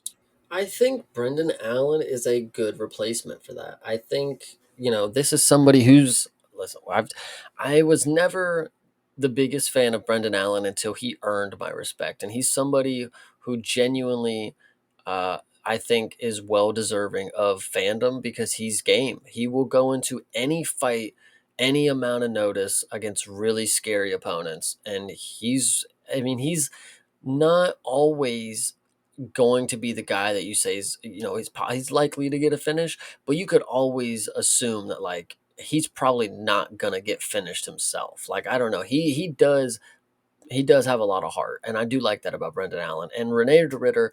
I think I think Brendan Allen might have a good stylistic matchup here. I don't want to be putting a lot of my chips in RDR. It's the same thing with everybody else. If RDR gets past that one fighter that I really truly believe is his hardest test as of right now, then I will be on the train. I think this is it for him. I know it's short notice, but Brendan Allen is always ready. All in Allen. He never gets ready because he's always ready. And he will show up here ready to strike. And if RDR wants to use this grappling that everybody says that he's really good at, we will see. But you guys got to remember, RDR is 35 years old. Stepping in on short notice is 29-year-old Brendan Allen. I think I'm going to take the youthful spirit here. This is a guy who is one, also an accomplished grappler. Two, will go out and grapple against other high level UFC competition. You have Brendan Allen who grappled against Caio Bahaio in the grappling submission series. He's not, somebody who's just a folklore grappler.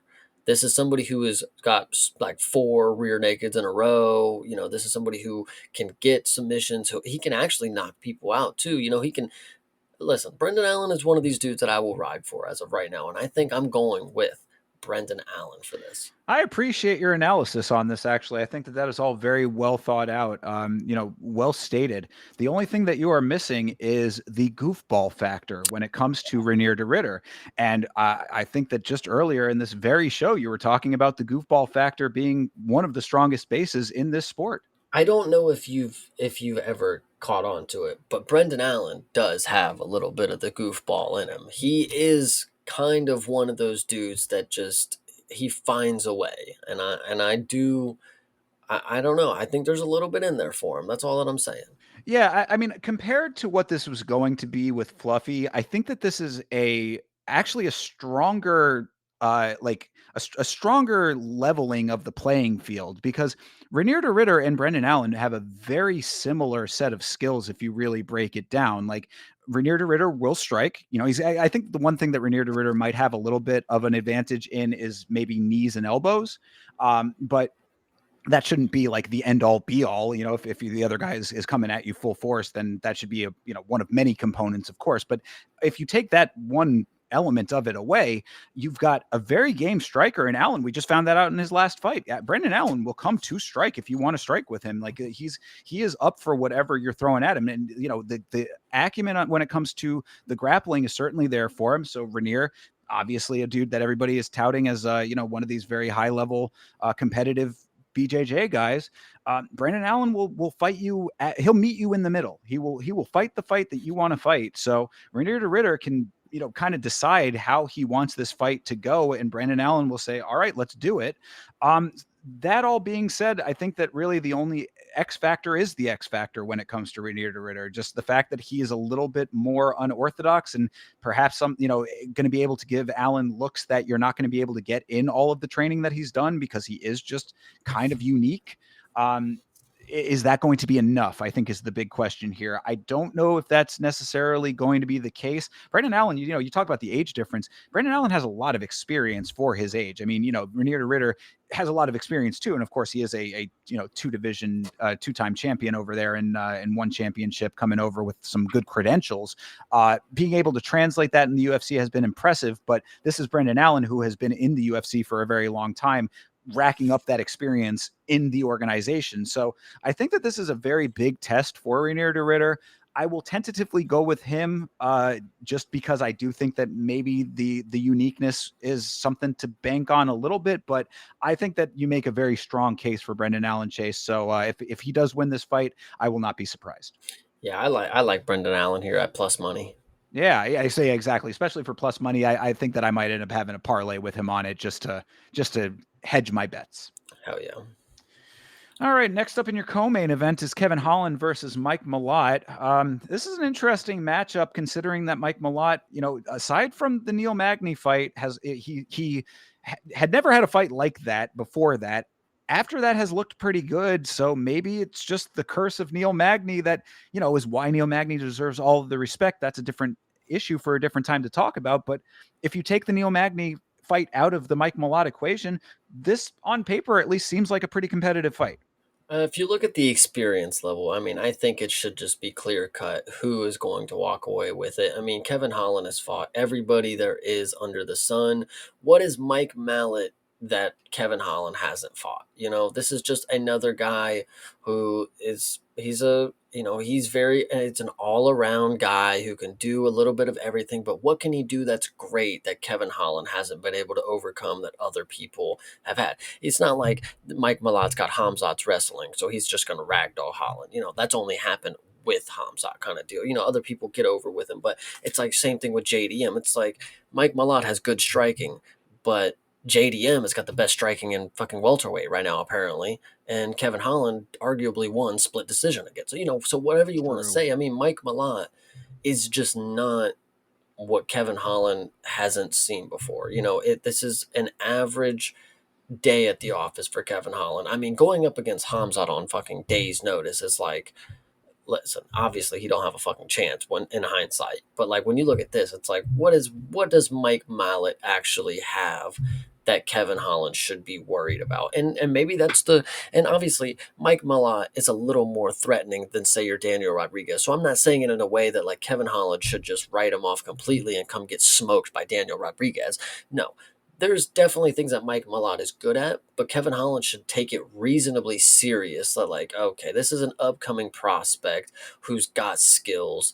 Here's how I beat him. It's not like, oh, I'm just gonna smoke 10 blunts a day and then go fight D-Rod. Like I don't know. You're making my exact point, and I feel like the biggest broken record of all time when it comes to Kevin Holland, but it's always the $1 million question. I just call it the Kevin Holland question at this point. Is he going to take the fight seriously? Is he going to show up wanting to win, or is he going to show up rolling out of bed, not caring, and then raising his hands at the end, saying, "Damn, guys, it just wasn't, man, I really got fucked up in that one, didn't I?" And I always say Kevin Holland is betting poison because of this mentality that he has. It's like you come inside. I mean, granted, in the Rodriguez fight, he did seem like he was trying to win it, so that is a little bit more concerning. I don't think that Mike Malott and D-Rod really have a comparable set of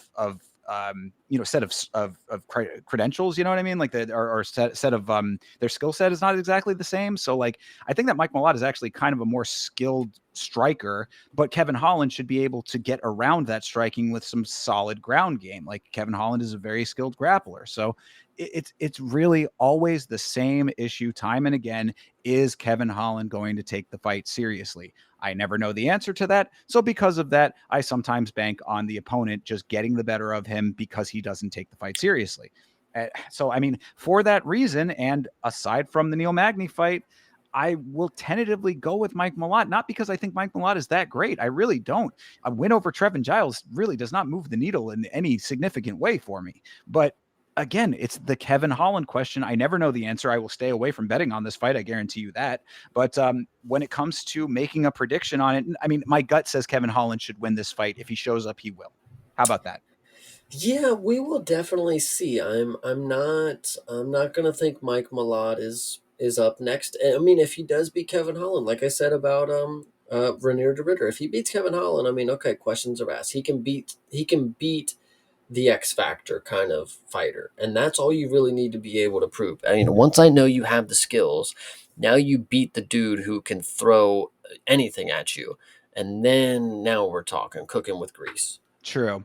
And just because I have been seeing it in the chat, sadly to say, chat, Chase is 100% right about the JDM versus Holland fight, though. So just had to put that out there. I know y'all love JDM, and that's perfectly fine. But if you go back and rewatch that fight, Kevin Holland kind of cooked in that fight. Yeah. So, anyway, all right, moving on. Marlon Chito Vera versus Amin Zahabi. Of course, Amin Zahabi been on quite a run lately in his old age, but still out there, still winning fights. Chito Vera, not as much lately. Yeah, Cheeto Vera hasn't fought in maybe over a year. Feels like it. It might have been very early this year, but yeah. So I mean, Ayman Zahabi just came off of a fucking war, probably one of the craziest third rounds you've ever seen in your life.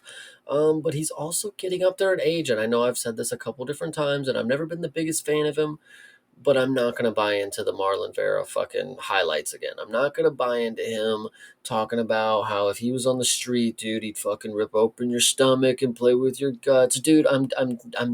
I'm done with it. Just stop. Ayman Zahabi winning in 3 rounds, probably a decision. Yeah, no, I agree entirely. Amin Zahabi is coming in with a very large amount of skills that Cheeto does not possess. Cheeto is a tough guy, kind of wannabe brawler sort of dude. He doesn't get finished, so there's your one credit to him. But Amin Zahabi not only has his own skill set, but he has his brother. Perez. Faraz Zahabi, who is one of the most underrated coaches in the game, in my opinion. Honestly, I think Faraz Zahabi is a very, very high level coach. That team is just a talent factory. The only detriment to Amin Zahabi in his career, in my estimation, has been his inactivity. I don't know what the reason for that has been. He seems to be selective about when he wants to fight. Maybe now trying to fight more in his later years for whatever reason. But that is the only glaring hole that I have seen. The guy is really technically sound. He's not the most exciting fighter on the planet. So yeah, you're not necessarily going to get fireworks, even though you did get them in the Aldo fight. But this is an absolutely winnable fight for Amin Zahabi. So I will agree with you and say he will win. Yeah, I like that one. There you go. All right, this is one that we had a little bit of a conversation about in the chat during the last watch along. This is Manon Fiorot versus Jasmine Jasdavicius. My boy E-Money J, shout out to E-Money J, was asking why Jasdavicius is such a big underdog in this fight. And what I said to that is, I understand why she is a big underdog in this fight compared to Manon Fiorot. However, I do think that Jasdavicius is a barking dog. I think that this is a very live dog here. Now, granted, Manon Fiorot is not only a skilled fighter, but also a bit of a weight bully. So, she probably is going to be a lot bigger. But Jasmine Jasdavicius is one of those like sleeper, under the radar kind of fighters who's been winning a lot and is very skilled. And I think can take the fight to Manon. I've honestly always kind of been a fan of Manon Farrow. I do like her game. It's very clean cut. She stays on her feet. She boxes. She defends takedowns. I mean, there's nothing else to it. And when you're in women's MMA, I mean, if you have a game that is, the little trifecta, whatever you want to say, I mean, it works for her. And Jasmine is not somebody that, you know, I don't dislike her. I don't think she's the worst. But, against Manon, I mean, I don't know. I feel like Manon has given me a consistent game that I can really bank on. Jasmine has also been that, but I think Manon has just done it against the opponents that I would say are worthy on a resume. But I don't know. Yeah, no, I mean, I hear what you're saying. I think that, this is definitely the biggest test that Jasdavicius has faced in her career, hands down. This is, if she wins this, then she is absolutely champ potential. That's going to be the big question. We have seen Manon have trouble with high level grapplers. So, that would be the one thing that I'd be banking on here is that if Jasdavicius can get under the striking, get her to the ground, we know that Manon can be held down. So, it's not always necessarily going to be the case. I think Aaron Blanchfield was the big, the one that people thought was going to be able to do that and did not have that success. So is Jazz DeVicius better in that regard? I'm at this moment in time saying it is a possibility. So for that reason, I will pick her to win this fight, but this is one I'm not super confident about either. I think Manon has a very defined skill set, and if you let her have her fight, she'll punch circles around you, basically. And I don't know if anybody out there was listening, but we just had a disagreement. And if you didn't already know, you can like our channels individually on the person whose opinion you think is the best. So That's just keep right. that in mind. Indeed, we've been disagreeing on a couple of these so far tonight. So yes, we are streaming to our individual channels, like the person's channel that you think has the better takes here.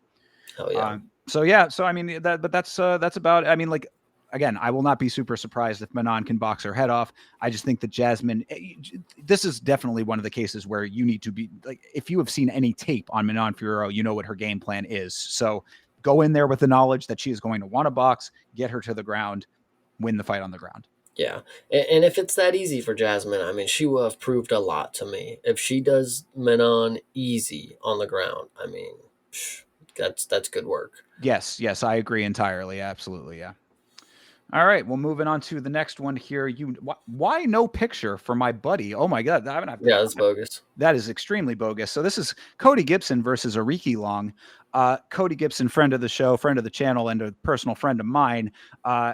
This is a heinous disrespect that he does not have a picture on ESPN. I'm going to be sending him a message about this, but I say all of that to say this is not only, sadly to say, a make or break fight for Cody, but this is an entirely winnable fight for Cody Gibson, I would say.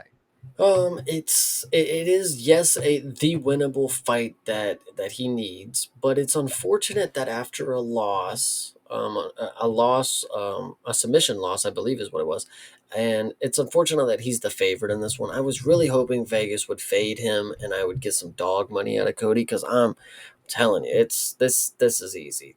This is Cody. He's just gonna grapple him. He's gonna get him down. Hopefully sub. Yeah, absolutely. I mean, that's legitimately the path to victory here. What I would say based on the fight you were referencing there, the Damon Blackshear fight, if there was any advice that I could give to Cody in this fight is you obviously your wrestling is going to be your strongest base. He is, in my estimation, one of the best wrestlers in the UFC. I know that may be crazy with the record and the lineage with him, but if Cody Gibson. I mean, look, obviously there's a lot of factors that go into that, but I do think that, I'll at least say this. He has one of the most solid body triangles in all of the UFC. That I stand on business on, for real. But what I would say is that, yes, wrestling is going to be your strongest base. But in the Damon Blackshear fight, I remember distinctly saying there was a time that he had Damon hurt with his hands. He was doing some really nice striking. So let your hands go until you need to use your wrestling is what I would say here. Now, Ariki Long is going to want to strike. I mean, he is an okay wrestler, but that's not going to add up. So I would suspect that he's going to want to keep this thing striking. Go in there and be the striker that you can be up until you need to change course, because Ariki Long is not going to knock him out. I do not think that there is really much potential for Ariki Long to get a knockout here. So no, Cody's got a chin. He always really has. I mean, I've seen this dude go to war. Like I said, if you go back to the Tough finale, Tough 32, him and Bragatona, I mean, this dude takes a lot of shots. So I have no problem thinking that he can just eat anything Ariki Lang is going to give him. It's really dependent on how quick he's going to be able to get him to the ground and implement the game plan. Even if it doesn't work in the first, if you get him down in the first and it's relatively easy, you don't have to go for it right then and there. Just, rack up some control time, chip away, do some damage. And then in the second round, if you get him down again, that's where you really start looking for the kill shots. You're going to have to start pulling, get the back, get the rear naked, get a Kimura, get a Dars, anything you want to say. All the opportunities are going to be here. Ariki Lang is literally just a random Chinese guy. Like, I hate to break it to you guys, but yeah, I mean, he's had his ups, he's had his downs. He's honestly and sadly, when it comes to the record, a similar boat to Cody, and that seems kind of crazy to think about with the difference in the skill level. I really would hate to see Cody getting cut over a fight like this when I know like in my soul that he can win this fight. So Cody, go out there and get this win because he can do it. Give him hell, kid. Exactly. Do it for the tough guys. Oh yeah.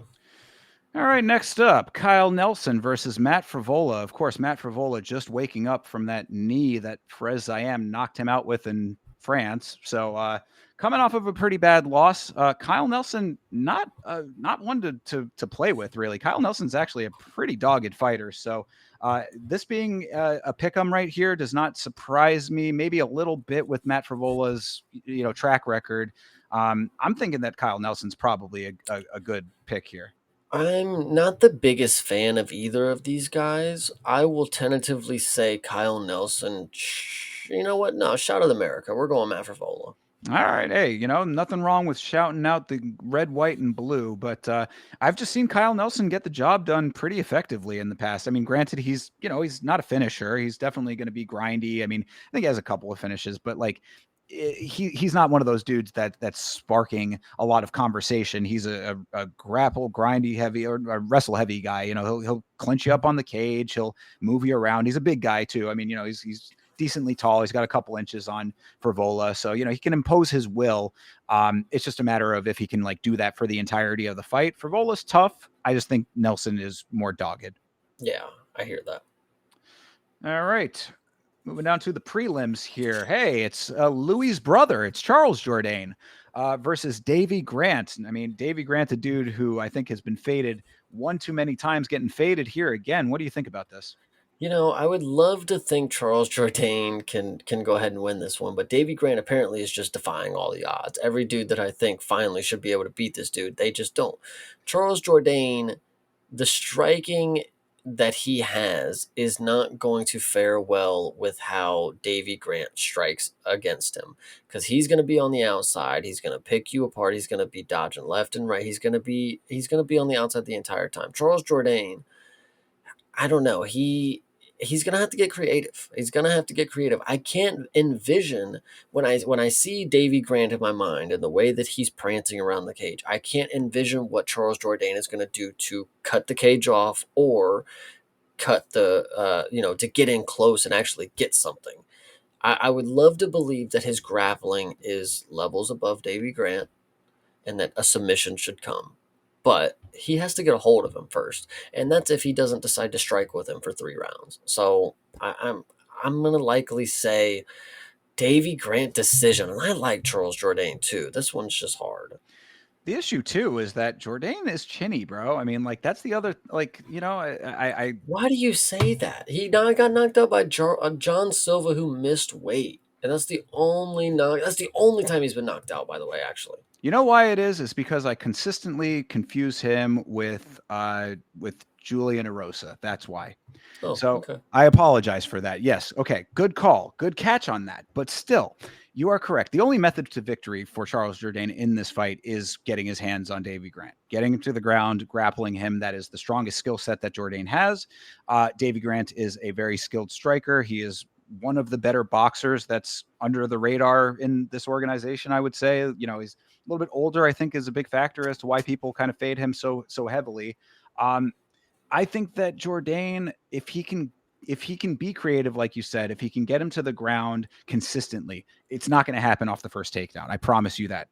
Davy Grant is going to get back up and he's going to start punching you again. So you're going to have to be able to take him down several times. But if you can get him down the third time, that's when you might have some success. So this is going to be one.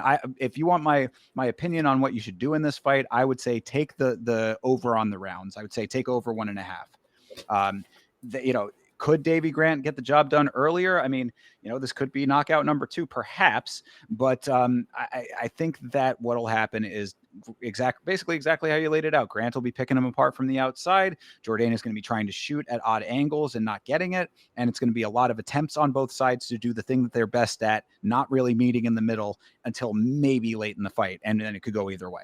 Yeah, 100%. I'm tentatively taking Davy Grant until I feel the magic from Charles Jourdain hit me. Yeah, I agree. And I will also take Davy Grant for that exact reason. Next up, Bruno Silva, the smaller Bruno Silva versus Hyun Sung Park. What do you think here? I think once again Bruno Silva is just past his time. 35 at flyweight, it just doesn't fly. Hyung Sung Park is somebody who's a finisher, and he is on his way up.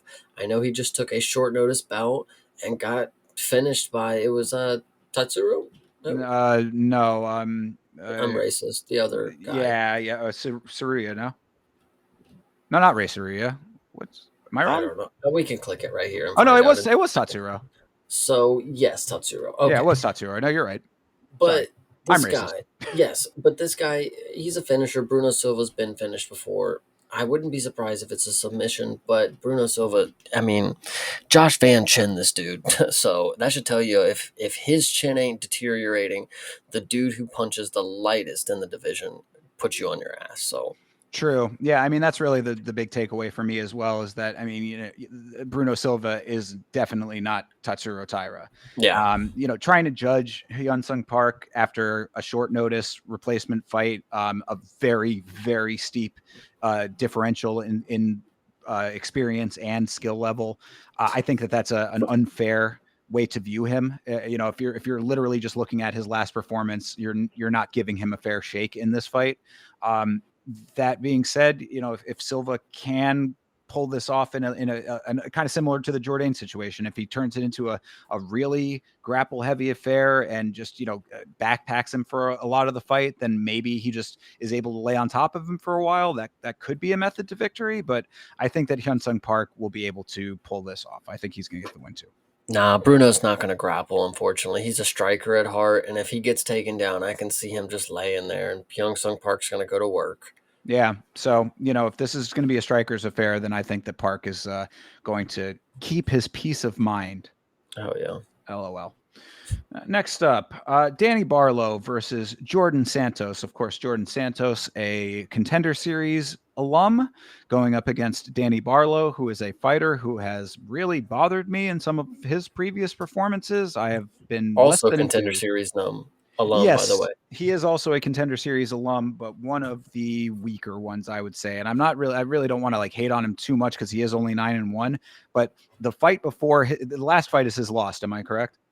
Yes, He he lost to Sam Patterson. lost to Sam Patterson, correct? Yes, indeed. So that fight obviously lost there, but the fight before that was one that I thought that he was navigating very poorly and basically skated by, barely getting the win. So. Okay, so interesting to know. This is Danny Barlow's middleweight debut in the UFC. Ah. So, how will that fare for him? I will not say very well. He was already getting knocked out by a twink from England. So, See, that's the disrespect that Sam Patterson does not deserve, but I will still agree with the sentiment. Jordan Santos is a more natural middleweight, I would say, than Danny Barlow is going to be, even though he is tall. I think that the added weight is not going to fare well on him. We were just talking about Joel Alvarez not being any kind of specimen moving up a weight. I think that this would be a prime example of that exact sentiment playing out once more. yeah, 100%. So yeah, I mean, Jordan Santos coming off of the Contender Series.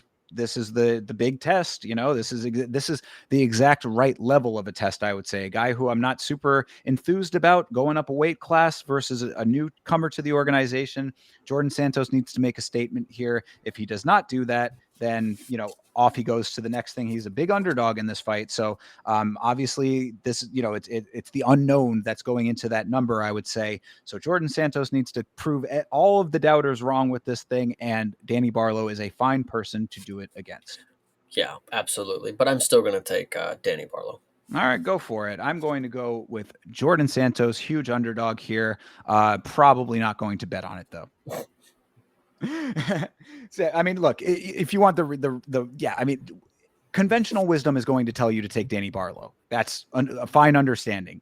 I want to believe that because it's only because I have not been impressed with Danny Barlow in the past. That's the big thing here. If Danny Barlow was a killer, then this would be a completely different conversation. I think that this is a more winnable fight than if it was a person not making a middleweight debut and that was more impressive in their last performances. I'm hearing you. All right. Oh, look who's back. Kyle Prepelic is fighting Drew Dober. Good Lord, they hate Kyle Prepelic. Why do they do this to this man? I don't know, but they're definitely going to shift this fight around. Are we serious? This is on the prelims. Yeah, that's crazy. Drew Dober. That is Um, wild work there. Yeah, this is definitely going to get shot up to main card, I would say. Either that or it's going to be the featured fight of the prelims at the very least. yeah. So I mean, Kyle Prepelic. I mean, he landed a shot or two on BSD. Drew Dober is known to just go to war with everybody. So I'm just hoping for a good one. If Kyle Prepelic wins and walks out with a black eye, I mean, shout out him. But I do not doubt that Drew Dober's probably just going to chat his way through another victory.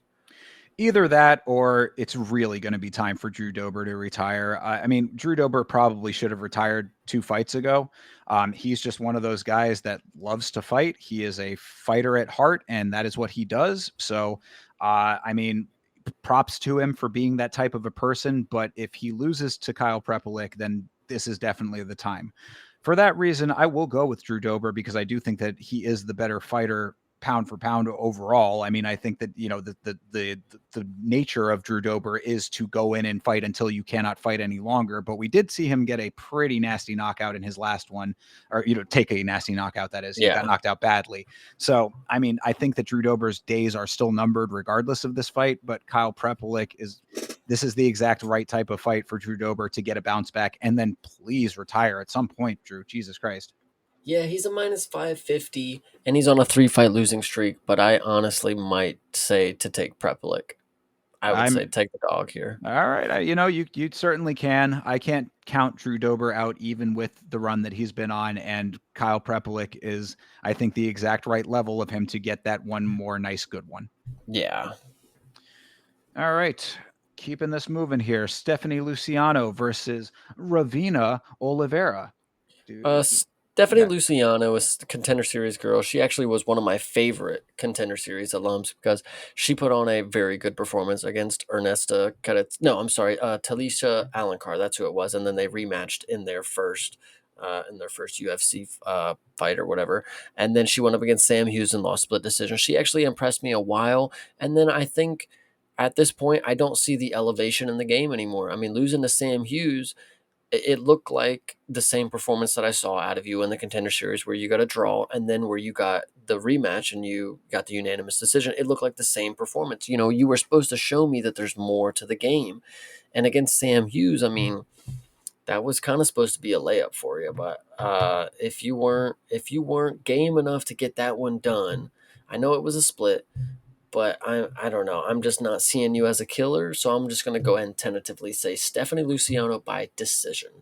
All right. I mean, I'm with that. I don't recall too much about Ravina Oliveira, however. Am I missing something here?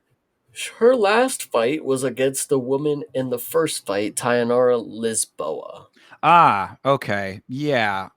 She won that fight, right? She lost. She lost that fight. Okay, great. Yeah, I'm definitely blanking on this person then. Um, yeah, look, I know that Stephanie Luciano. I kind of agree with you. I do think that she's sort of hitting a ceiling, which is kind of crazy to think that she's only 6-2-1, and at that point. But this should be with the level of competition that she's facing in this fight should dictate that she wins this fight. I think that they're almost giving her a little bit of a layup for some reason. I don't really Hmm. know why, but if that's the case here, then either win this fight or GTFO at this point.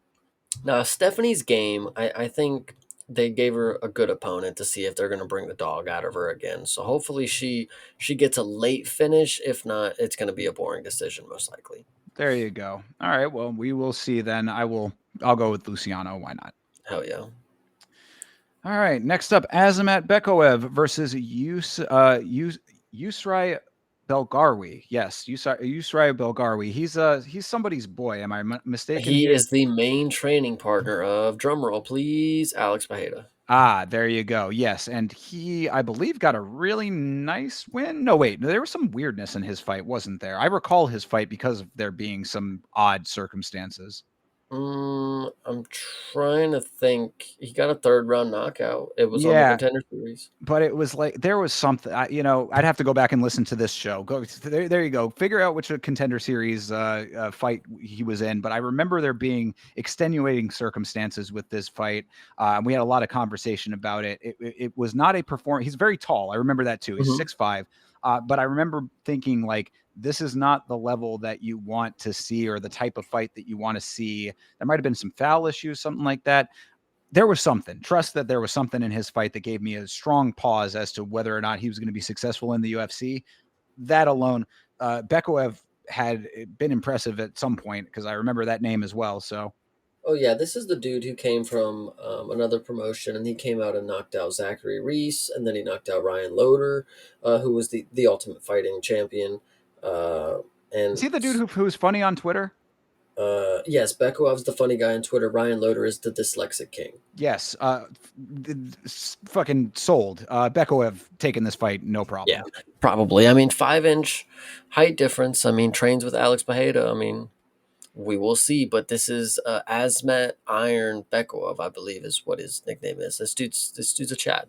Yeah, I'm gonna have to go back and listen to what we said about it, but I'll update you at some point in the Discord, Nice. perhaps, because I distinctly remember there being weirdness with his fight. Hell yeah. Um, yeah, and Bekaev, like you said, some good work there. And when it comes to training partners, we just saw Colby Thickness get his win, Yeah. and he trains with one of the greatest of all times too. Hell So, yeah. eh. And last but not least, here starting things off is Melissa Croden versus Tainara Lisboa, who you just mentioned. Who is Yes. Melissa Croden? Looks like an LFA, not a champ. Oh, actually, interesting. She lost to Jacqueline Cavalcante in LFA for a championship belt, and then won her next two fights by knockout. So, I Okay. mean, might be interesting. She has 5 wins by knockout, actually. I mean, a female finisher, even if it's not in the UFC, as we say, that's something to keep an eye on. Lisboa, I mean, it definitely wasn't somebody that like I was like, man, I need to really keep an eye out for Lisboa.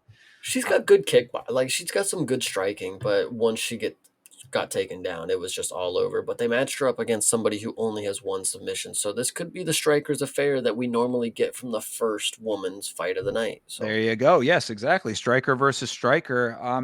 I mean, based on what you're telling me here, my gut would be tentatively taking the newcomer. I'd be mhm, saying, Melissa Croden with those knockouts. Like, if it's going to be a striking affair, then bang bang, go out and get the job done. I agree. I like it. All right. Well, we will find out about all of these fights, watch them all, and find out who wins when we do our individual watch alongs of this very card. That will be this Saturday. Of course, this is a 4 o'clock p.m. start time. You can find me watching along with the Vitz King at youtube.com/@Yama Show. And Chase, I know you can tell them where they can find you. Always on youtube.com/@CP Smalls, watching UFC on Saturdays, one on Friday mornings. Yes, you heard that right. Friday mornings, the one streams. And then, of course, later on in Friday evenings, if we have the time, we will be doing Friday fun streams. So make sure everybody is keeping up with those. Chase, the hardest working man in streaming right now, double duty on Fridays. So, what a Chad move that is. Make sure that you are subscribed and make sure that you are hanging with my boy for those one cards. I will be there when I can. You can find me on Instagram and on Twitter and on Facebook at Yama Show as well. Excuse me, at Yama Show. And like I said, there might be some little additional content coming this week on the channel. So keep an eye out for that. Until next time, everybody, have a great rest of your night, a great rest of your week. And as always, fight on.